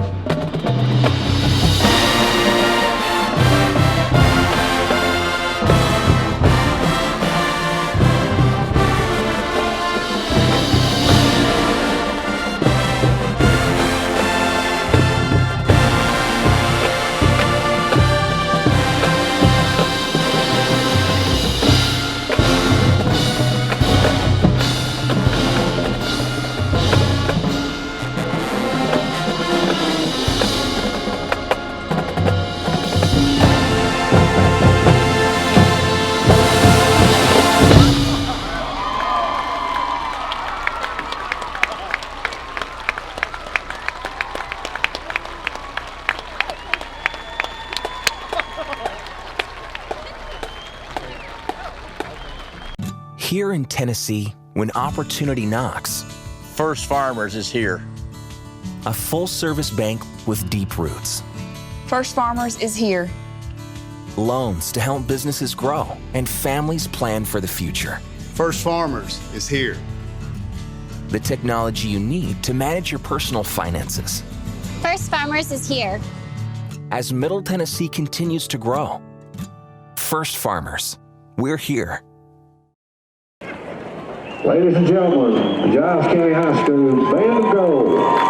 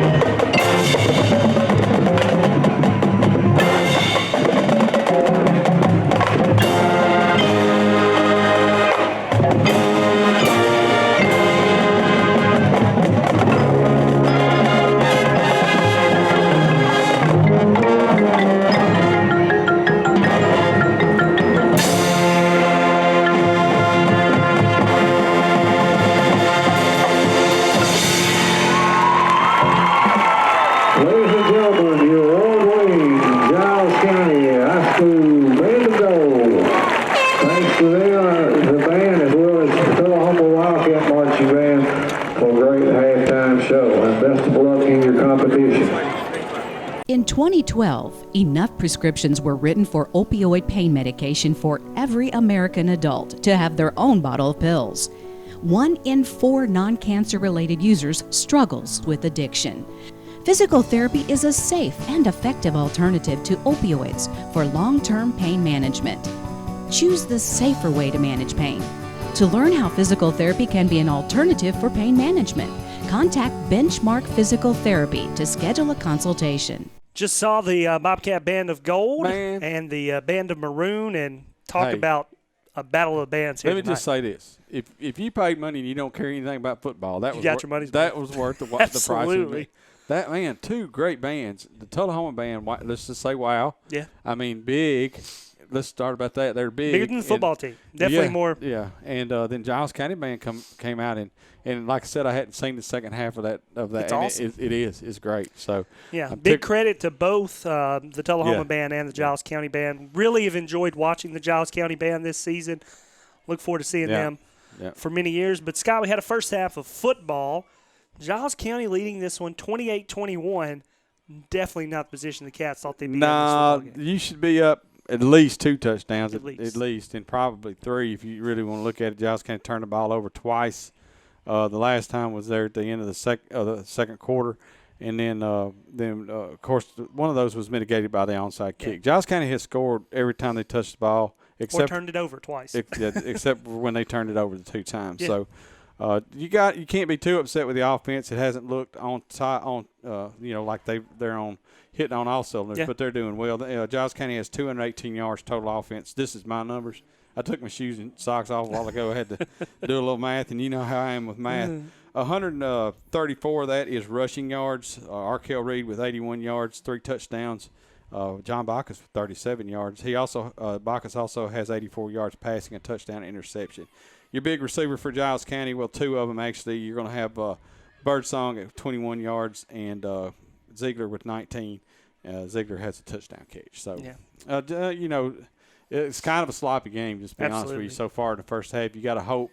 Man, if you're going in the playoffs, I don't maybe I'm wrong. Maybe the coaches are like, I want everything I can to just – as vanilla as possible. Yeah, plus also just to go in there and say, you're doing this wrong, you're doing this wrong, you're doing this wrong. Show them everything they're doing wrong. Maybe that's what you want, but I would think it would scare me to come in knowing I'm playing a team that I should beat handily, and I'm only up on them by 7 at halftime. Giles County does get the ball to start the second half. And they're going to get the ball right now as the second half is just about underway. And Tullahoma will kick off. And Bagdeep to return is, I'm not really sure. Where is Bagdeep? I guess they're expecting the onside kick. Kicks away, going to be fielded by Huckabee. Oh, Huckabee muffs it. Going to be scooped up by Arkell Reed. That's Reed smart just play, fall down for Arkell 21. Reed. Yep, really smart. Get down on the ground. Reed on the return. They had disaster written all over it until he did that. I mean, let's just be honest. This game is far from being over. Yeah. I mean, you can think that, Tullahoma has really struggled this season, but, I mean, the pieces are kind of falling in place here tonight. As I said, they've got a lot of pieces to make a good football team. It just seems like every year they're missing a piece here and a missing a piece there. And they're 0-9 this year. Been beaten pretty bad by everybody they played. And Giles County needs to put the pedal to the metal here in the second half. Bacchus handoff to Reed. Oh, nice spin move. Arkell Reed gets to the edge. Arkell Reed, what a run, 16. That's what he's trying to do down there at the end zone earlier tonight. But it's a pickup of 21. Stroop knocked him out of bounds. Made that look. Left somebody grabbing air on that one. Nice little spin move he made right off there at that initial point of attack.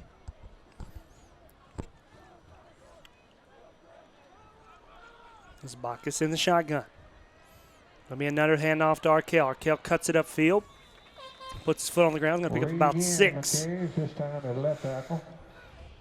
And Scott, with those 2 carries, Arkell Reed over 1,000 yards on the season. That's right. He's got he had 81, so he is actually now over 100 for tonight as well. Yep.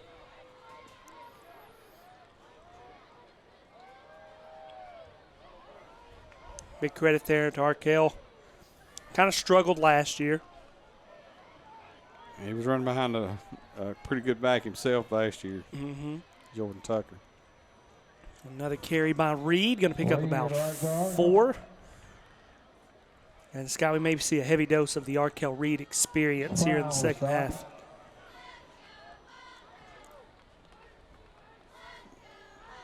Not sure how much throwing we're going to see. I don't think we're going to see very much. 3rd down and short for Giles County. I think they run it here on 3rd and 2. Yeah. I was going to say quarterback.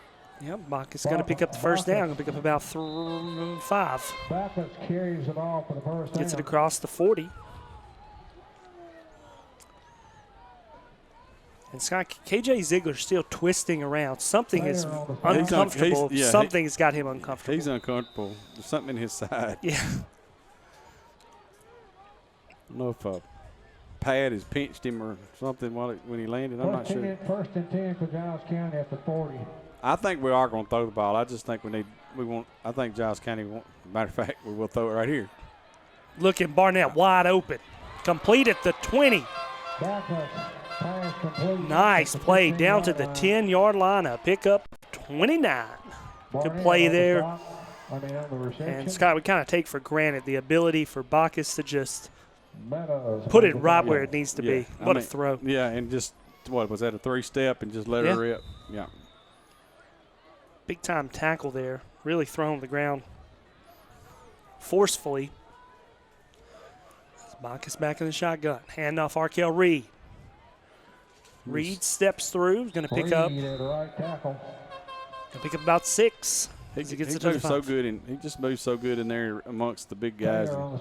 Kind of picks his way, and then he's really hard to bring down once he gets ahead of steam up.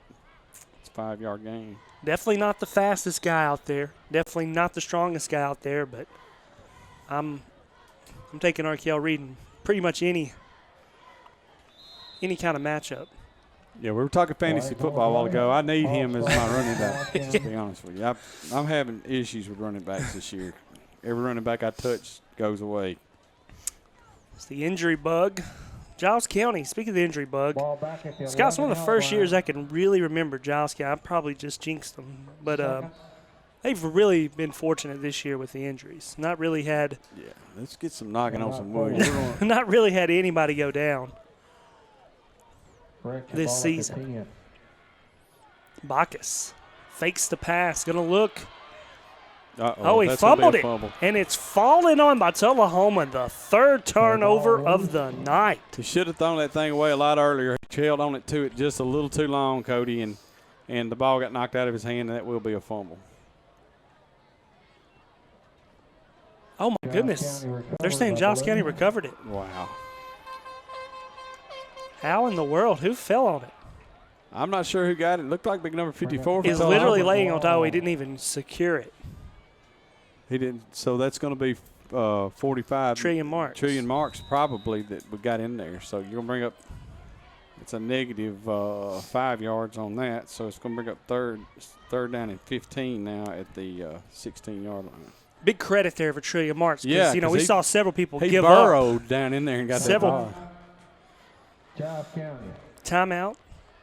Giles County. We're going to stay right here. Scott just got word. Page not taking care of business against Marshall County tonight. 35-0 at halftime. Wow. So Marshall County will be the 1 seed. And Nobody's will host. surprised by that. Yeah. And we'll host a team from East Tennessee. Giles County, if they would have beaten Page, would have been able to host. Would have been hosting the first round game. Yeah, but did not, and so a 3 seed for Giles County going to Hickson over in Chattanooga. Yep. A couple hours over there, going to play at Hickson. And then Page will be the 2nd seed, and they'll host a team also from East Tennessee. And then our 4th seed is Spring Hill? Spring Hill. And they'll also be on the road. So Spring Hill go on the road, likely face Stone Memorial, undefeated Stone Memorial. Yeah. And Giles County, as we said, the 3 seed. Regardless of what happens this game, Giles County is pretty much going to Hickson unless the world flips upside down on us. Yep.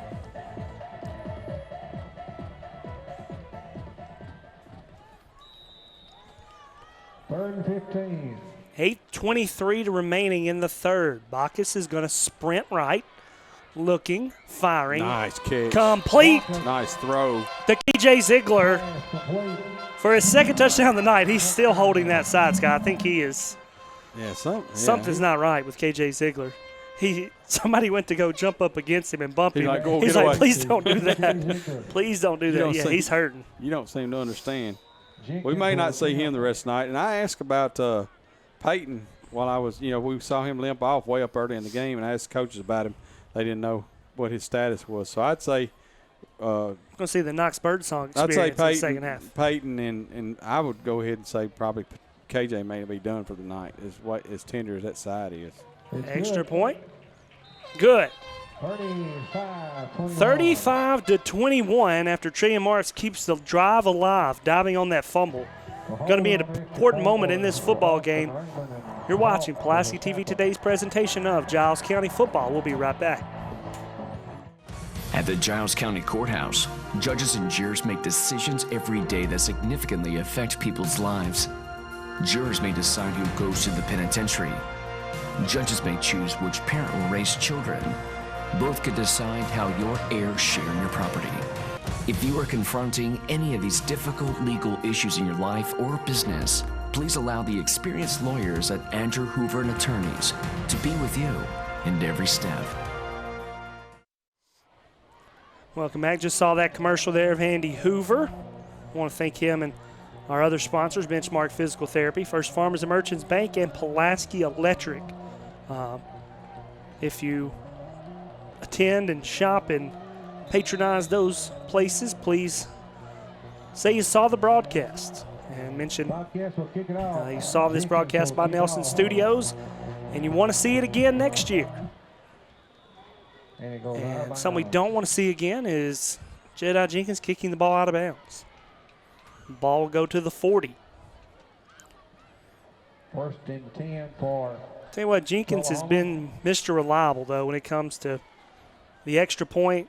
For the most part, those kicks towards the sidelines, he's definitely been a weapon for the Cats. Yeah. The first half of the season, those kickoffs were just unbelievable, just nasty. Right. I mean, about a 8x8 square. Yeah. I mean, he was extremely accurate with them. Been a little off a little bit more here lately, but still. Now we're going to have an illegal substitution. 5-yard penalty. Participation broke the huddle with 12 people. 12 men in the huddle, as you can hear. Mr. Bill Holt. Those penalties, they've had several of them tonight, but it really haven't affected them that much. They've been able to pick up 15 yards on pretty easily on 3 downs. Yep.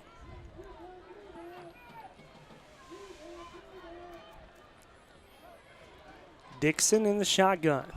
Going to get a man in motion. Play action. Going to fire it out to Marin.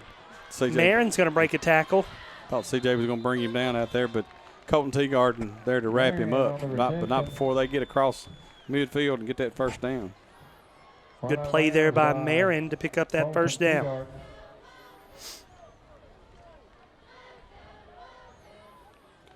What I say, 80-something yards for them in the first half. And very effective offensively, Tullahoma's been.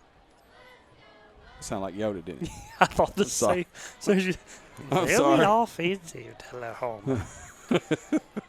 8:08 to go here. As Tullahoma, still a 2-score football game. A lot of football to be played. Chase Dixon going to fire it. Should be picked. Yeah. And it is Austin Norwood with the interception. Nice catch there by Austin Norwood. That's his second interception of the season. We got to give Brandon Rowan credit on that one. Watch him. He causes the throw off the back foot, and that ball floated on him, and easy pickings for Austin Norwood. Yeah, it looked like Austin Norwood's running the poster out there. It's just right to him. That's his second pick that I know of. I know he picked off Bryce Wallace in the Marshall County game. Austin Norwood tends to have a nose for the football. Brandon Rowan's done a really good job with that cornerback blitz and keeping the quarterback contained for Tullahoma tonight. Ziegler does come back out on the field. Handoff Arkel Reed. Reed bouncing it outside, cuts it inside. Well, you got to give him credit, and that's probably a situation where he's telling him he can go, and he's not doesn't look near as tender now. So. Just not sure what that he's even really grabbing at. He's kind of what it reminds me of is now that I'm old and out of shape. When you run, you hold your side where it just kind of. Yeah.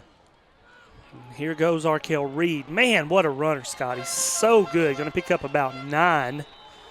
He just hit he's that so hole. patient. Yeah, he ran out. He hit that hole. He split the guys, and then before they know it, he's 10, 12 yards down the field, and they're like, "How did he do that?" Mm-hmm.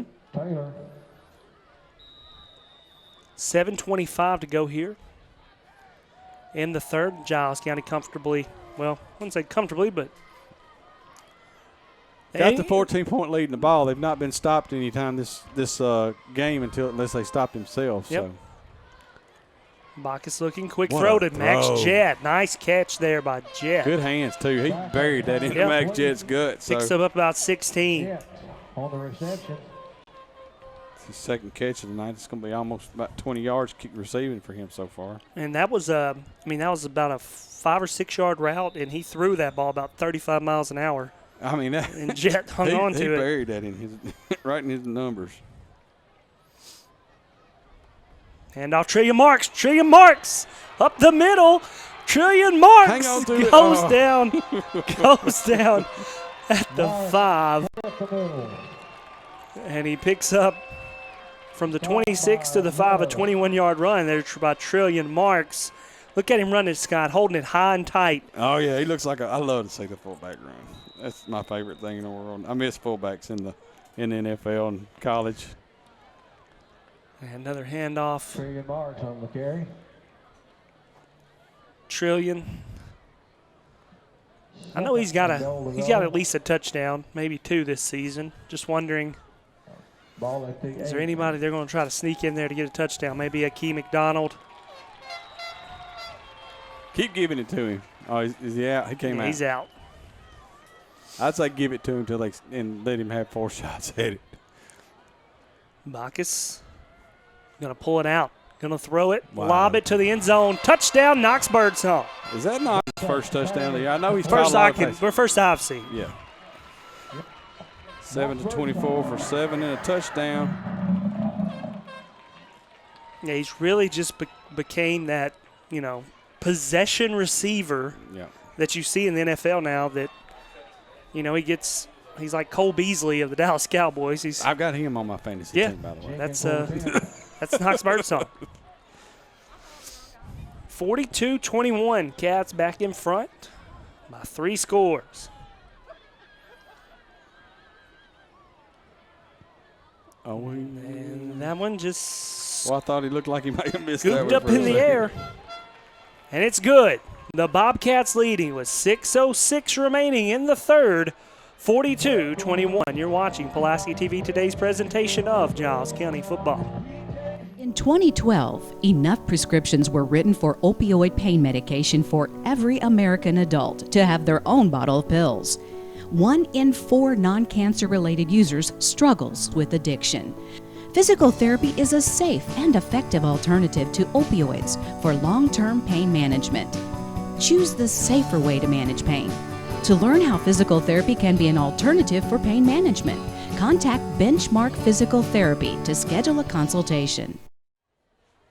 Saw Benchmark Physical Therapy. As we come back, I want to thank those guys for sponsoring us tonight and all season long. As this season we've brought you every home game and 1 road game in the Cowbell game. Hope to do the same again next season. And for the Bobcats next season, no, this is a while away, but some new opponents we're going to see next season. The Bobcats will drop down into 3A from the 4A classification for the first time as long as I can remember. And there goes Tullahoma out to the 30. Saw, we had that in the newspaper. Giles County is going to move into Class 3A. Going to be playing district teams such as Fairview, East Nashville, Sycamore, one of the Hickmans, will be in there. Not sure who East the Sigmund. other. Yeah, probably East Sigmund.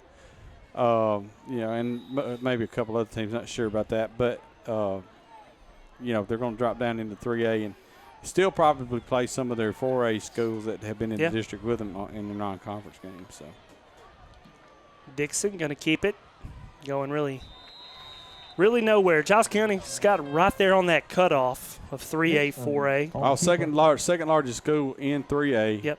Richland will actually be the largest school in 1A. Yep, 375, I believe that, or 275. Right. Was their attendance. Giles County did have the option to move back up and continue the 4A schedule. It fits for them really good, Cody. Not only do they get to play down into 3A, but they also get to fill their non-conference, non-districts with local 4A schools. Rivalries, and they've got a lot of rivalries in 4A, obviously. So it's going to – there's the ball. ball. The ball's on the ground. It's going to be fallen on and recovered by guess who? Colton Teagarden. He just fell right on that. Good recovery there by Teagarden. The Cats will take right back over. It's fixing to turn into a blowout. Well, actually, it already is one now. If Giles County puts this one in the end zone, it'll be official. Scott, he even ripped it out. He was the one that ripped it out. Ripped it out and fell on it. Got a good shot there on that replay.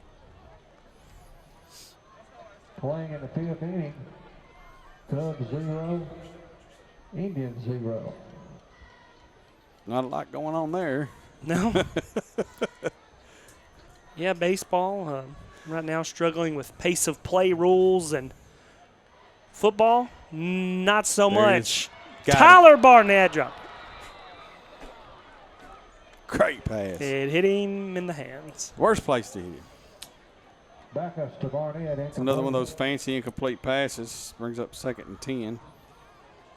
No disrespect to the Giles County receivers. They probably dropped, no joke, probably 600 or 700 yards worth of yardage this season. I'd say that's a conservative estimate. Pretty good estimate. Yeah.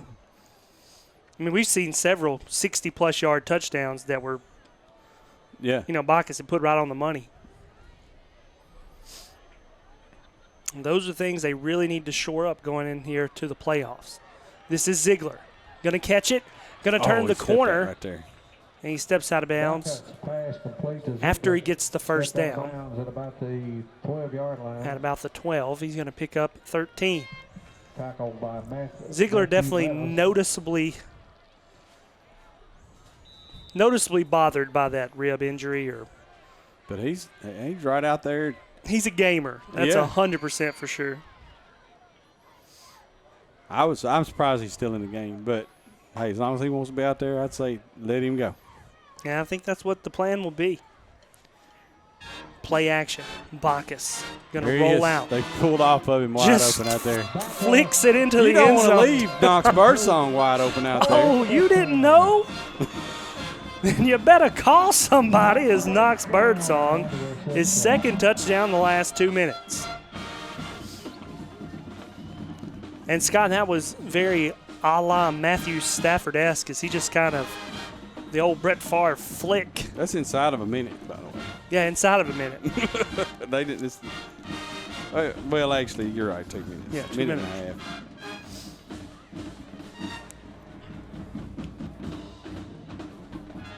He just kind of flicked that one just with his almost underhand. I know we don't have the replay on it, but he was covered, and a man was short of the goal line, and both defenders went to the man short of the goal line. Right. And Knox was out there like, hello.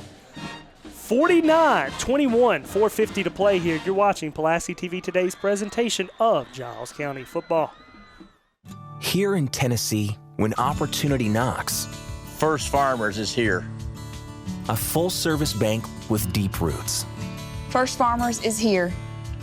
Loans to help businesses grow and families plan for the future. First Farmers is here. The technology you need to manage your personal finances. First Farmers is here. As Middle Tennessee continues to grow, First Farmers, we're here.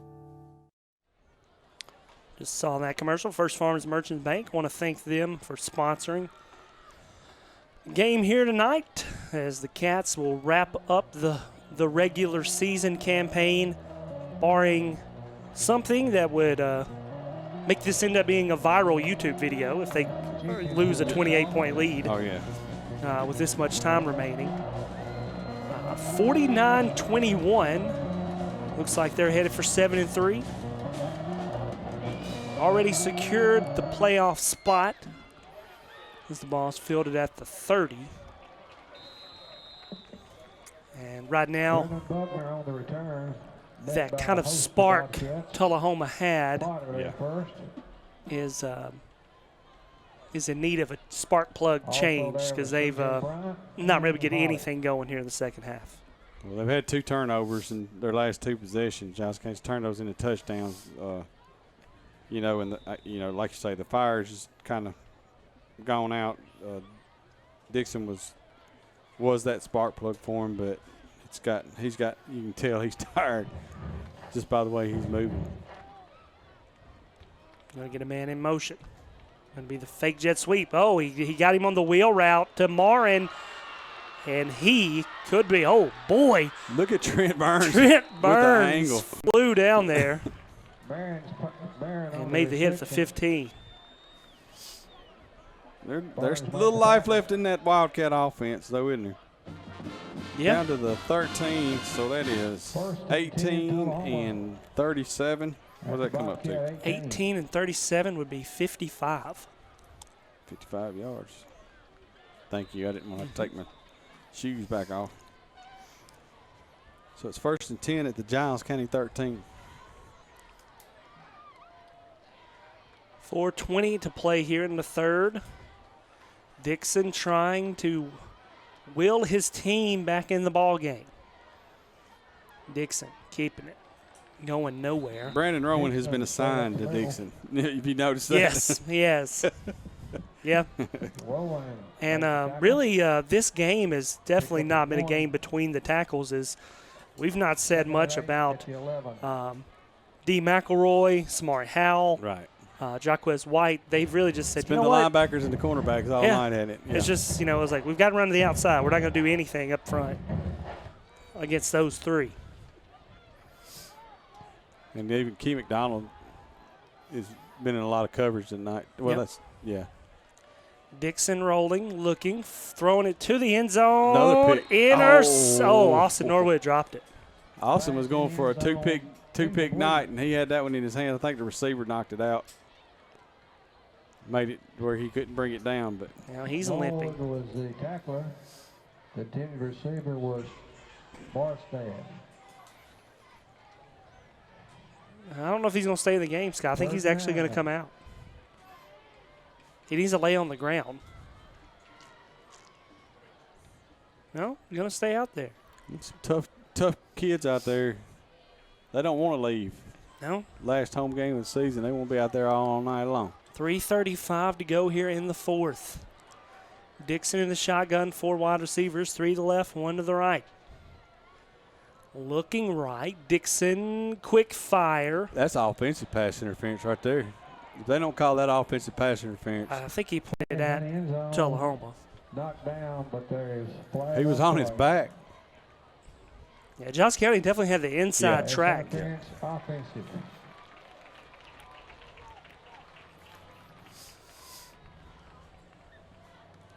That also down.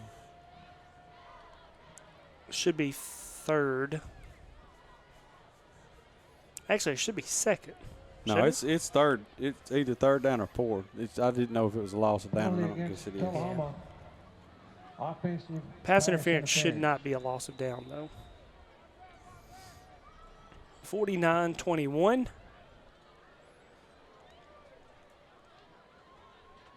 Tullahoma likely headed for 0-10. I can't imagine that number has happened to the Wildcats very often.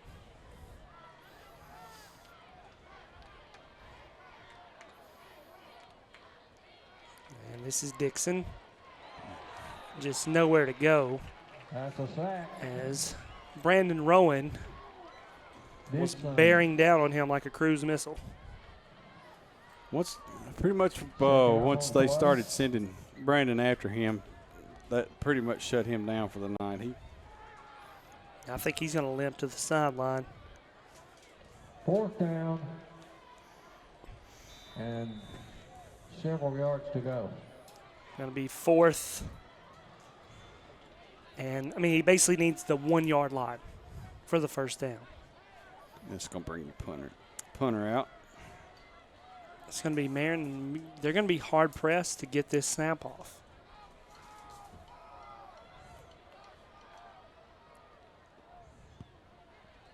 He's going to just punch it down there. It's going to be another good pace. He's actually done a great job punting tonight. And the kick will go inside the 20 again, maybe inside the 10. Out of bounds at the 5-yard line. A really good punt there by Tullahoma. And the Bobcats, wonder if Bacchus's 9 is over here. You might see some Cam Harrison. Key's coming out on offense. Tanner Holly's coming out. Nope, there comes John. Might see Key McDonald carry the ball. What we would call the heavy package for Giles County. Yep.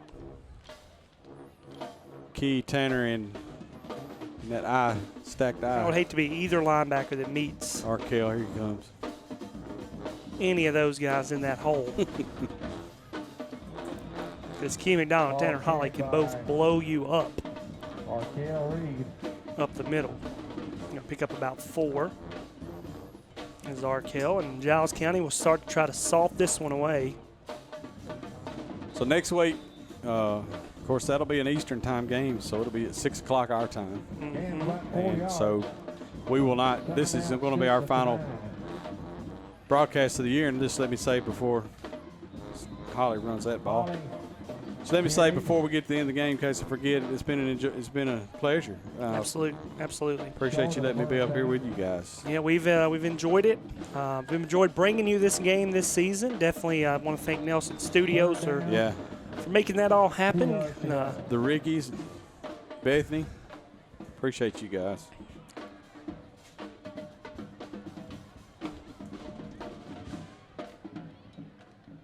And here comes Arkell Reed. Out in open field, upended. And he picks up 17. And, you know, we also have, with talking about Nelson Studios for a moment, Richland also, their home games being broadcast right now.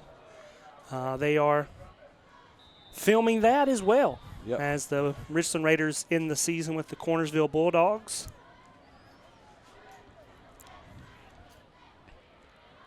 There's Key. Here comes Key McDonald, just powering his way for 10 yards. And Key is always going to be, he seems this year to have returned to the kid I knew when he was 10, 11 years old. Right. And he's definitely a talent. He's definitely a talent, and he's definitely going to play college football. Just determines where that's going to be, as Key McDonald is probably one of the more talented athletes come through Giles County in a long time. Bacchus, another handoff.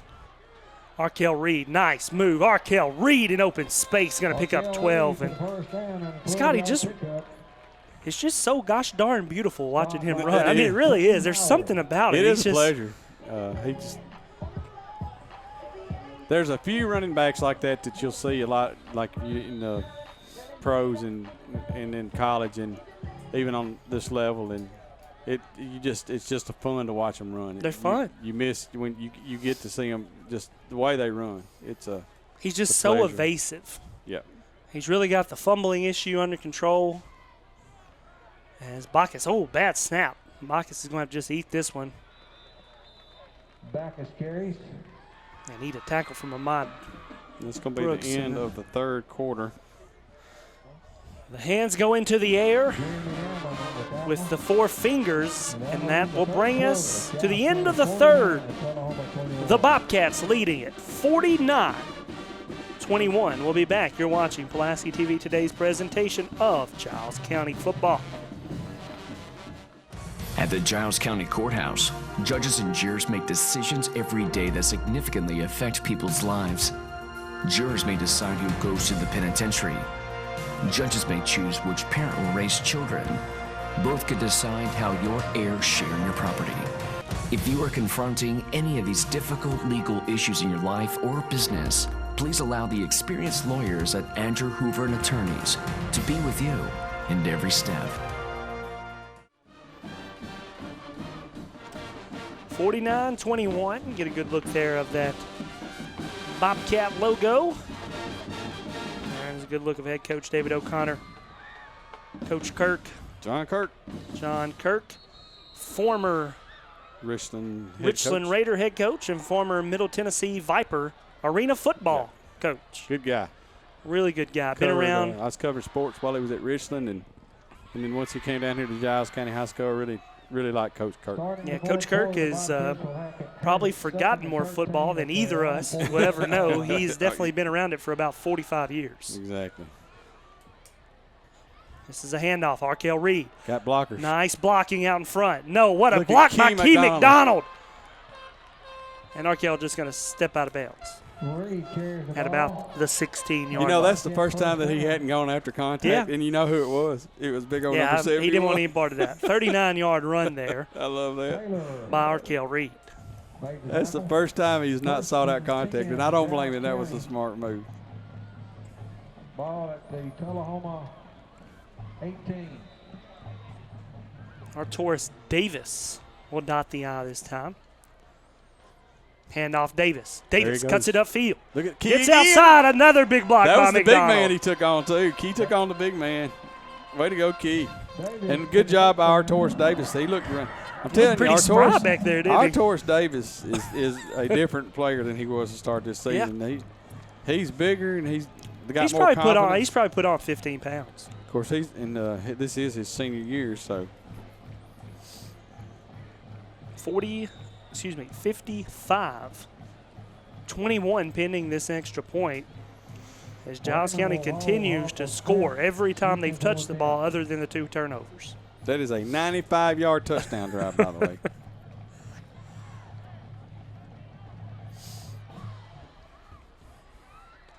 Jenkins going to aim for the concession stand. I'm going to be writing this game up for the newspaper. I hope we got enough room with all the scoring we've had today.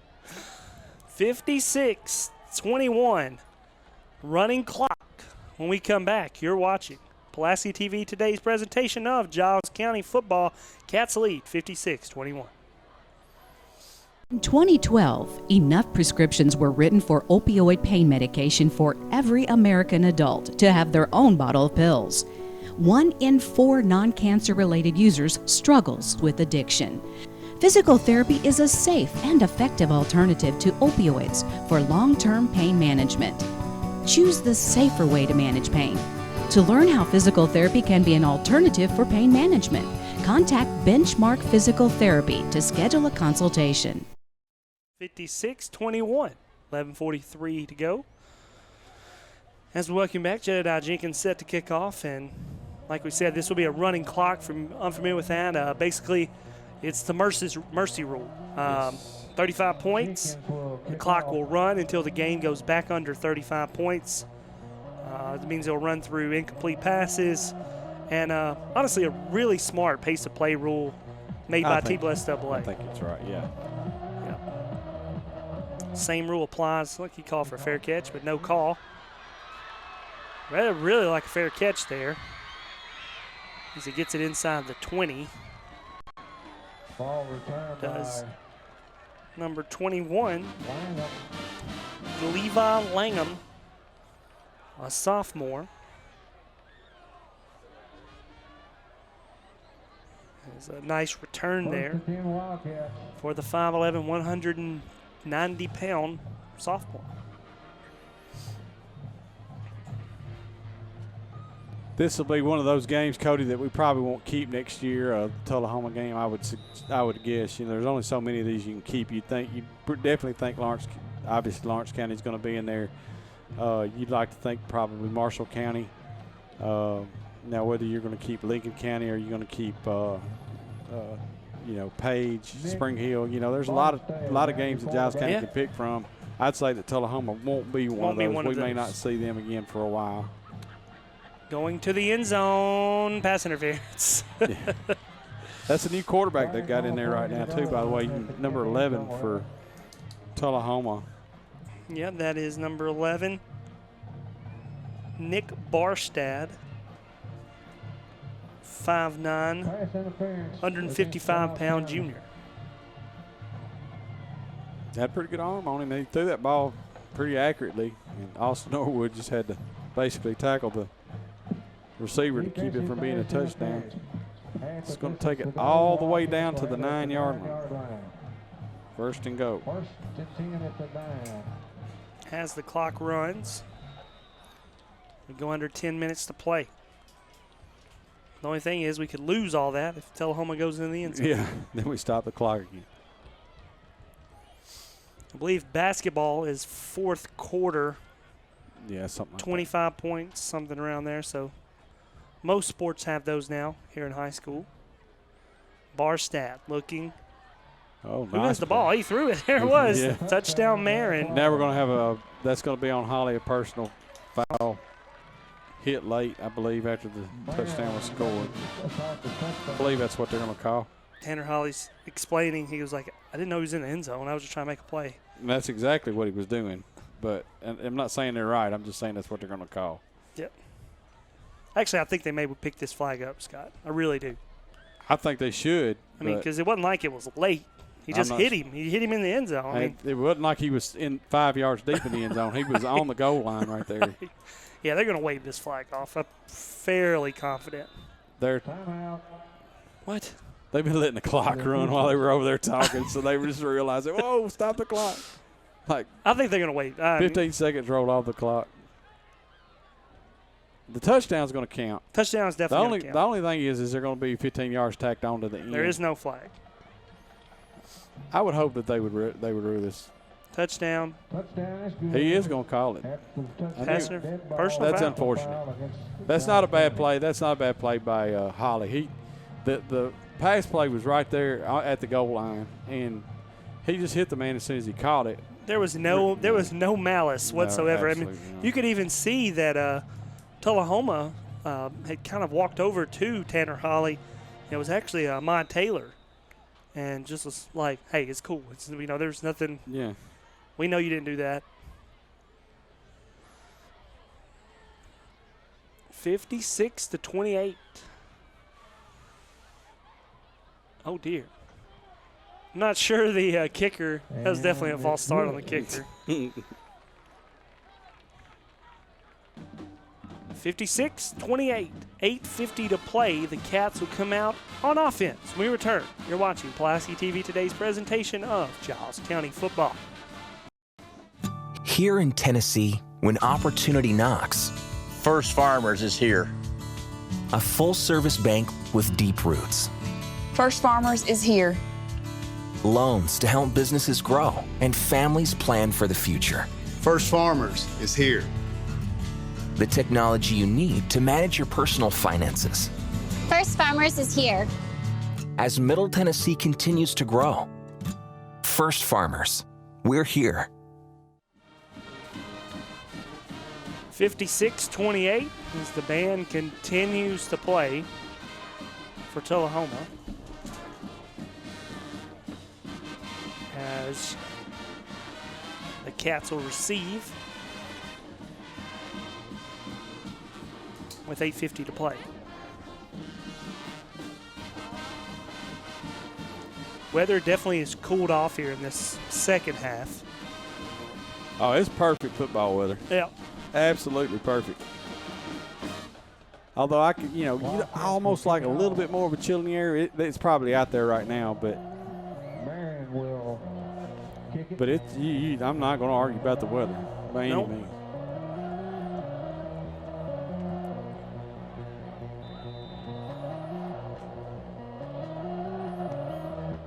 Kicks away. It's a squibber. And it's Huckabee. Fielded by Huckabee. Huckabee gets up the field, goes down about the 35. And you got to wonder who's going to come out on offense. Would be very surprised to see John Bacchus on the field. No, I think we're looking at our second string offense right there. A lot of your underclassmen coming in. Looks like maybe Cameron Harrison will be your quarterback. And you see Tanner Holly as he walks off the field and raises up his helmets, and I think he realized that might be the last time he steps off this football field as a Giles County Bobcat. And I hate that it was a personal foul penalty like that, but Cameron Harrison is in there. He's got Trillion, I believe, is his running back. Torgerson down here on the. I don't think that's Trillion. I think that's it's number not Trillion. 35. It's number 35, which is going to be Jermaine Pinal. Pinal. Got a timeout. There's a couple other players out there. You got Ryan let's Patterson. run down some of these names. Ryan Patterson, Justice Billings, 73. Let's see, we got Crockett Gibson out there. Cameron, as I said, Cameron Harrison is your quarterback. Artoris Davis is in the huddle with him. I'm not sure if he's playing right now. Dylan Torgerson was your wide out down here on this near side. Got 88 in there. That's Elijah Hargrove going out to the wide side. 72 is one of your linemen. I do not have a number for, a name for. 51. Artoris Davis is going in as the tailback, and Punal is you're going to be your fullback. Hand off to Artoris Davis. He's going to fight. Man, get about 3. That may be the hardest 3 yards all night right there. David King.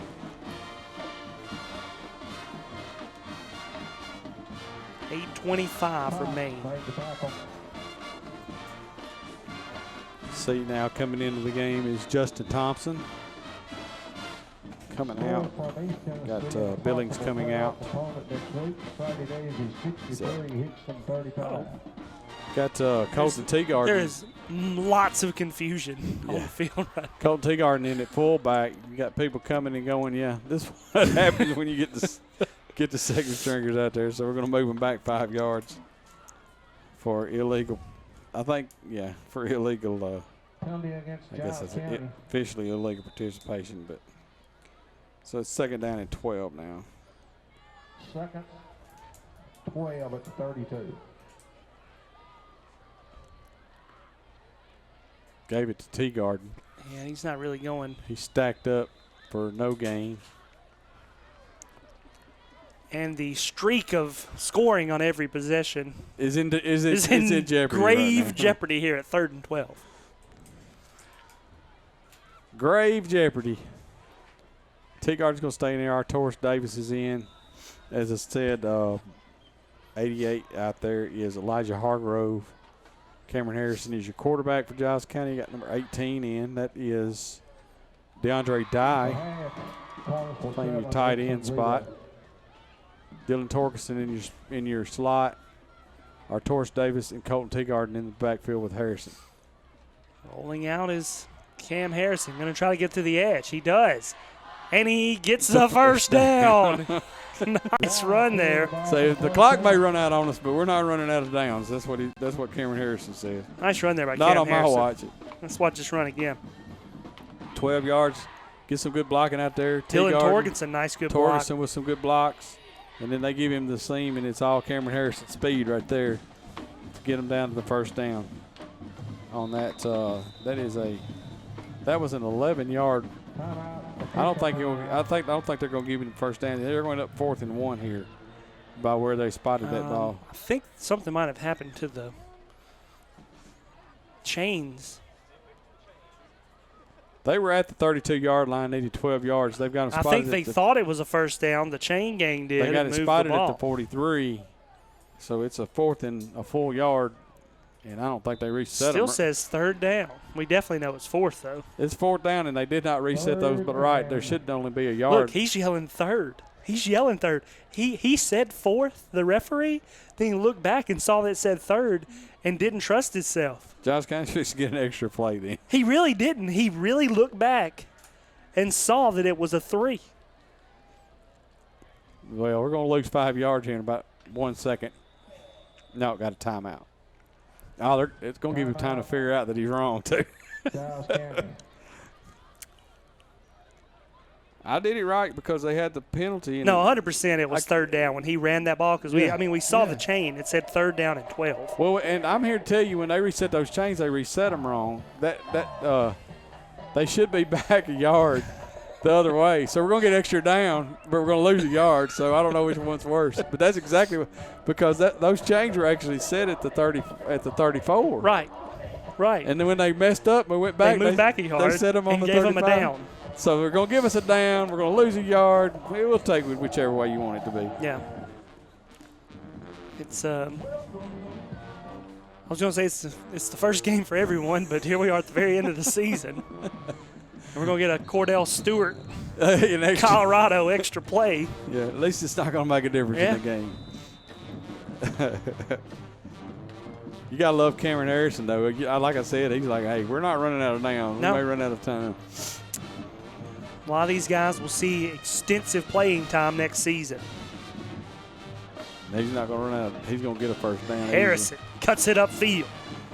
Nice, strong run there by Cam Harrison. You got to remember, Cameron Harrison has played a lot with the first offense. Yeah. This is not, it's not new stuff for him. So even look at this run, Scott. Look at this speed. I Honestly, probably maybe one of the faster players. Oh, he is. On the Bobcats. Good cut right there. Nice play. 17 yards.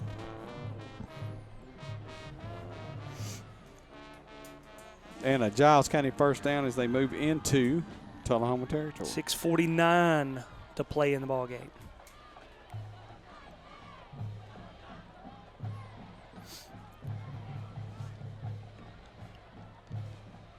Harrison's going to keep it again. Oh, nice move. Gets to the edge.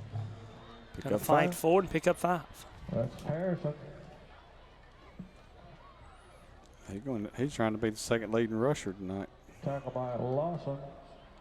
Yeah, Harrison, a junior, 5'8", 160 pounds. He looks a lot bigger than that.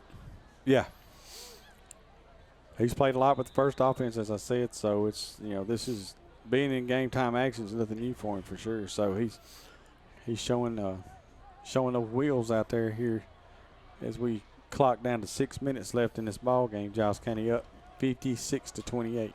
Makes you wonder, will we see him on the offensive side of the ball at the receiver position next season? Maybe the running back position with no Arkel Reed. There's Colton Teagarden powering ahead. Teagarden just plows ahead, picks up the first down, and you can see Cameron Harrison definitely not very comfortable when it comes to handing that ball off. And you watch Bacchus and then watch Harrison. That's maybe why he's been carrying it himself there most of the time.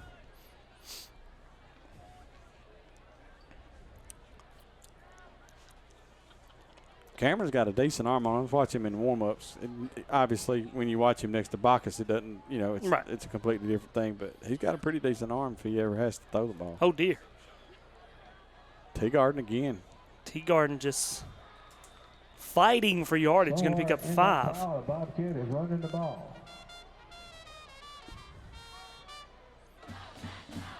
Colton Teagarden carried for about 5.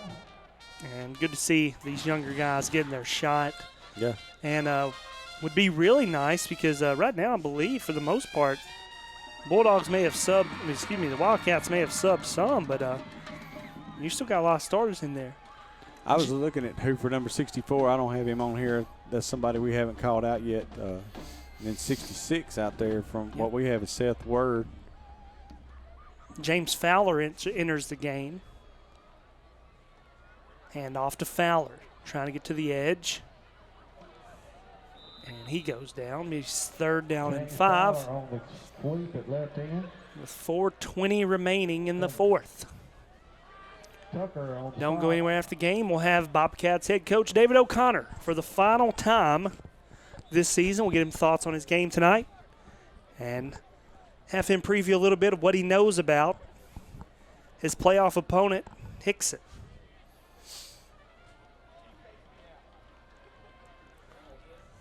As we were telling you early, Giles County will be playing in Hickson next week.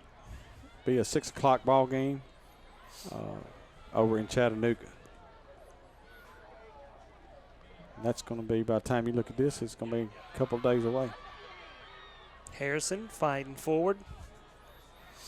Maybe a yard. And it's going to bring up 4th down. And little redemption time. They're going to get a field goal attempt. Like to get some game time, a good game time field goal in there, especially a 47-yarder, which is what this is going to be. This is pretty much the same kick that cost Giles County against Page from the same spot. Last time it didn't even break the end zone. That one this right there, time, my friend. Oh, just short. Goes out of the back of the end zone, just short.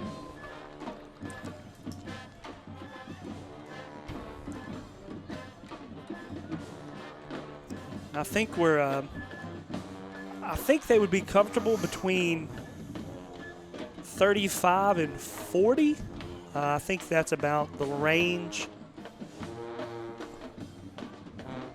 of Jenkins. Yeah. That's about his 30, range. I think 35 for sure. 40 would be probably at the edge of his range. I think if he gets one, he can kick a 47-yarder. If he gets into it, if it's perfect, yeah.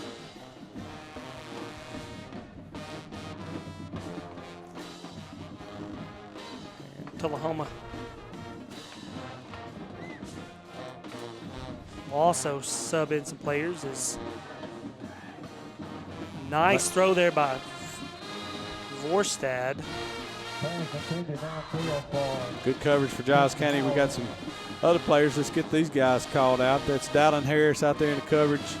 Also a player that's been in the game on defense. C-Ray Holt has been in quite a bit already.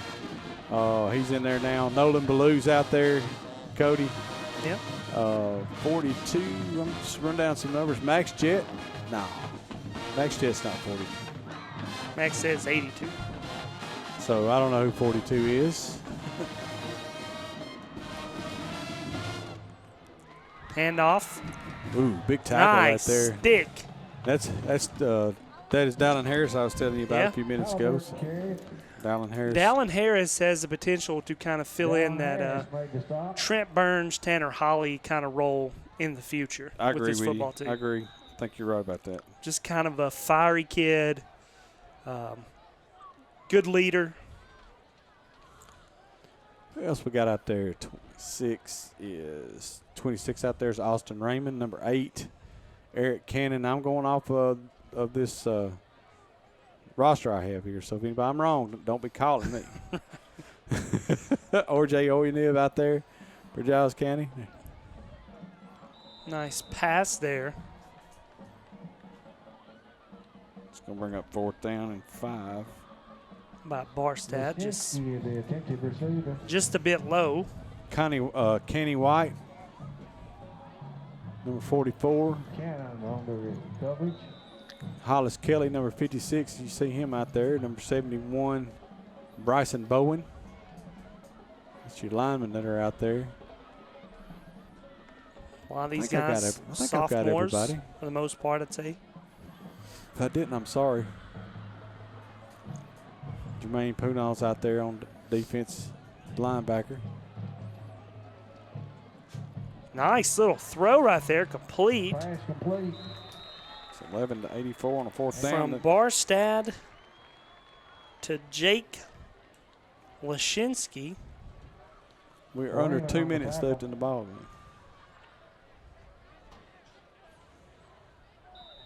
Lashinsky made the tackle. Correction with the reception. So the Bobcats will finish the season 7-3. Yeah. The regular season 7-3. Losses to Marshall County, losses to Shelbyville, and a loss to Page. So a good season for the Cats is receiver right there. For the pass. Not quite what they were looking for. Pass incomplete. But a good season for the Cats. Especially after last season. Really struggled in the first part of the season. Put it together when they just said, we're going to give it to Jordan Tucker every play. And that was effective. That was an effective plan. It was very effective. He broke a lot of records. That was an effective plan. 56-28, 1:29 to go in the ball game. Going to be a handoff on the jet sweep. Oh, looks like he just got tired. There's that man, Dallin Harris, we were talking about. Cameron Halliburton on the run. And it's got to look like he got tired running the jet sweep. He got to the handoff and made him run too far. And too fast. 1:08 to go here in this final minute Third down and 11. of the regular season.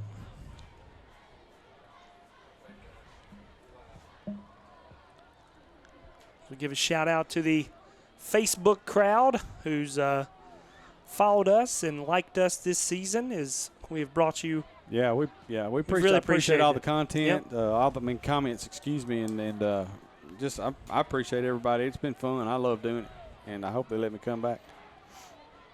I don't know about you. No, I second that. I second that as well. Going to be interesting next season. Like we said, we've been talking about the new opponents next season. Scott, do you know when is the last time Giles County's been in 3A? They ever been in 3A or? I don't know. Once they split it out, I don't. To my knowledge, no. I'm. You'll find out more about that. No, because I guess we were 2A whenever there were just 3. You know, there's people out there who know a whole lot more than me, but to my knowledge, never actually been. I mean, I think at one time we may have played 3A when there was just 3 classifications, and that was right. But I think it was a long time ago. I know we did in basketball at one point in the mid '80s. We actually moved up to 3A in basketball. Yep. But and I'm assuming that we went to that in football. But that was back when it was 3 solid classifications. They didn't split them out when the playoffs came. This is the final play of the ball game, unless it's an incomplete pass. And the pass incomplete. And the referee thought about just holding that whistle for 6 seconds. Yeah, he thought about it. No one blew out there with pressure on the quarterback causing that incomplete. As long as there's time on the clock, they're playing, brother. Yep, some relevant 4A opponents Giles County will avoid in the future. One of the biggest ones is Greenville. Yeah. You'll avoid Marshall County. Well, you'll play them, but they won't be a district game. Won't be a district game. I think we'll play them, but it won't be a district game. Right. They may decide. I'm talking about for playoff purposes. If you're trying to next year with Bacchus as a senior, bring the gold ball back. I mean, obviously going down classification gives you a better opportunity. Absolutely. I mean, there's no doubt about that. And that was 4th down, so Giles County will go into the victory formation, and you'll see a knee here by Cameron Harrison, and that will definitely end this ball game. And Giles County, as you said, 7-3, going to win tonight, 56-28. And that is the final play of the regular season. The Bobcats will start the preparation work likely tomorrow for Hickson.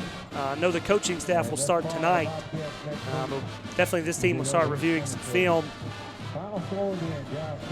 As we see the Cats shake hands, and we see the scoreboard. 56-28. We'll be back. We're going to wrap this one up. First, we're going to talk to head coach David O'Connor, and then Scott and I will wrap it up one last time. You're watching Pulaski TVT's today's presentation of Giles County football. This is the circuit courtroom of the Giles County Courthouse. Every day, important decisions are made affecting people's rights and privileges.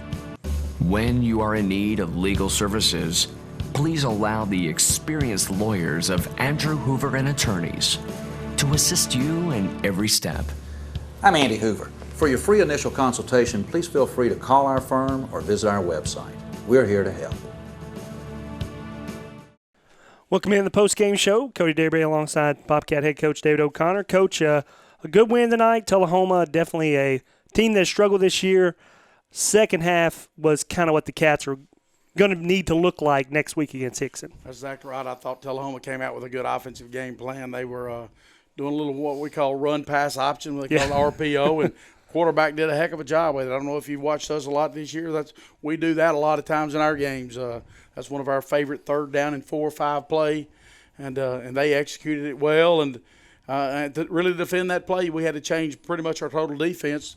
Otherwise, you don't have enough people to put out there, and and we did. It took a little while. We had some hiccups on it at the end of the first half. Yep. Made some great adjustments at halftime, come out and played well. One of the changes you made basically Brandon Rowan. His job was to stay with Chase Dixon, and that was definitely something that really turned the ball game around. That's right. We decided we was going to have Brandon walk down and bring pressure off one edge and Key McDonald off the other edge, and even I think CJ come in late in the half there and did the same thing for Key, and they brought good pressure, and we ended up having some big minus yardage plays, and anytime you can put them behind the chains, it makes it tough on a team like Tullahoma, especially when you're down 2 or 3 touchdowns. Bacchus tonight, 177 yards passing, 4 touchdowns, did turn the ball over a couple of times, going to come up just shy of that, needed 284 yards for a 3,000-yard regular season, came up just short of that, but Bacchus again delivering.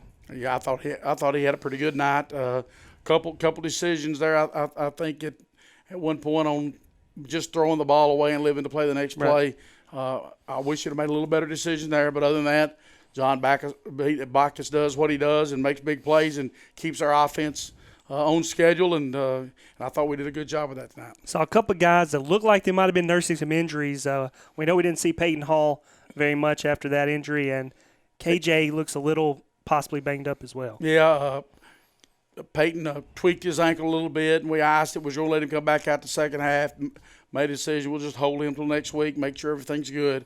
KJ got a bruised back, and it spasmed a little bit, and we'd actually made a decision that we was going to hold him the second half. But he said, Coach, no, I want to go, I can go. And, when you got a kid that's going to fight through injuries like that and fight through and want to play, you got to roll him back out there. Talk about a guy who really stepped up second half. Knox Birdsong, 2 touchdowns in the second half. Thought he really had a good second half. Yes, he did. Knox is improving, I think, every week. He's come a long way in this short season, and the good thing is we're moving to the postseason now. So now 10 games into the season, this is just like his junior year starting. Right. So we expect really big things out of Knox. Arkel Reed tonight, 17 carries, 204 yards for 3 touchdowns. Put him over 1,100 yards on the season. Great year for Arkel this year. Arkel's just a fabulous back. We've really been trying to, up until tonight, we've been trying to hold him out as much as we can. He's been nursing a bad shoulder all year, trying to make sure we can make it into the playoff run with him. And he's healthy, and maybe we can make a little push, just giving the ball to number 5. Last thing, next week on the road, Hickson, what do you know about them? I know they're a good football team. Offensively, I think they're really special. They got a quarterback that makes a lot of plays. They will, I guess, challenge our defense is the best way to put it. Their quarterback's a good runner. They've got another running back in the backfield is a good runner, and then they play action well. Well, anything you want to say to the audience? Is this the last game we'll do here on TV this season? Well, it's our goal still to bring you back here to the Brickyard and play a home playoff game this season. It's not out of question. Our guys are starting to play some of their better football of the year, and we sure appreciate the people of Pulaski and all of Giles County for coming to support us tonight. Not only were they supporting us, they were supporting the band, the cheerleaders. I feel like we have as good a following as any team in the state, and hopefully we can take that show on the road next week to Hickson and Chattanooga. Good deal. Coach, thanks for joining us. We'll be back. We'll wrap this one up from the Brickyard. Always a pleasure, guys. Thanks. I'm a weekend warrior, and soccer is one of my passions. But when I sprained my ankle, I thought that was all over. But I went to Benchmark Physical Therapy. I was treated with manual therapy. My progress was measured each step of the way. I put in the time, the reps, the work to get my ankle ready for anything. So now, it's like it never happened. Welcome back in. Just talked to Bobcat head coach David O'Connor. Talked about the challenge. Talked about how next week they go on the road to face Hickson and how that defense, he even mentioned that offense is really going to test the defense next week. Yeah, and the one thing you got to think of, Cody, is everybody's 0-0. Yeah. We're going into the brand new season. You win, you keep playing, you lose, you go home. That makes a lot of different mentality. You just don't know sometimes how that's going to affect a team. Just the thought of our season's done. So Giles County's going. You got to go on the road to play this game. You're playing a good football team, but you got to think as long as Giles County's offense is hitting like they are, and if everybody comes out, you get Arkel healthy. You got John Bacchus throwing the ball well. You got a couple of receivers like Knox Birdsong and even Tyler Barnett picking up the pace and being, getting better as the year goes on. You got to think Giles County's got a chance to win just about any game they play, and including this first-round game in Hickson. As far as the regular season goes, Giles County comes out 7-3. It's kind of hard to believe the season's over with. It is. It got here. Yes. I thought we watched Peyton Hall do that flip. We were amazed, and the season's over. And now we're done. Just like that. Yeah, 7-3. Giles County got to be proud of the season. Probably a couple of games they wish they could go back and play. Absolutely. But there's could be 9-1 Sky, and yeah, really should be a 9-1. Marshall County kind of got behind the 8 ball over there in a game they could have won. They started out the right way. This is a very good football team and a testament to the return of David O'Connor. I mean, the man wins football games. He continues to come and he continues to develop players, and then that's the one thing that I've always appreciated about O'Connor, about Coach O'Connor, is that he continues to develop players. The players that play for him know that if they do what he says, they're going to have a chance to get on the field. Tell you what, a perfect example of that, Colton Teagarden. Yeah. That's your perfect example of a David O'Connor football player, kid that brings his lunch pail to work every day and works hard. Yep. And it's rewarded. And, folks, just appreciate you joining us this season as the ups and the downs and the future. Yeah. And next season, we'll see you next year, the 2017 broadcast. Hopefully, it's us too right here. If not, we'll see you on the other side. Good night from the Brickyard.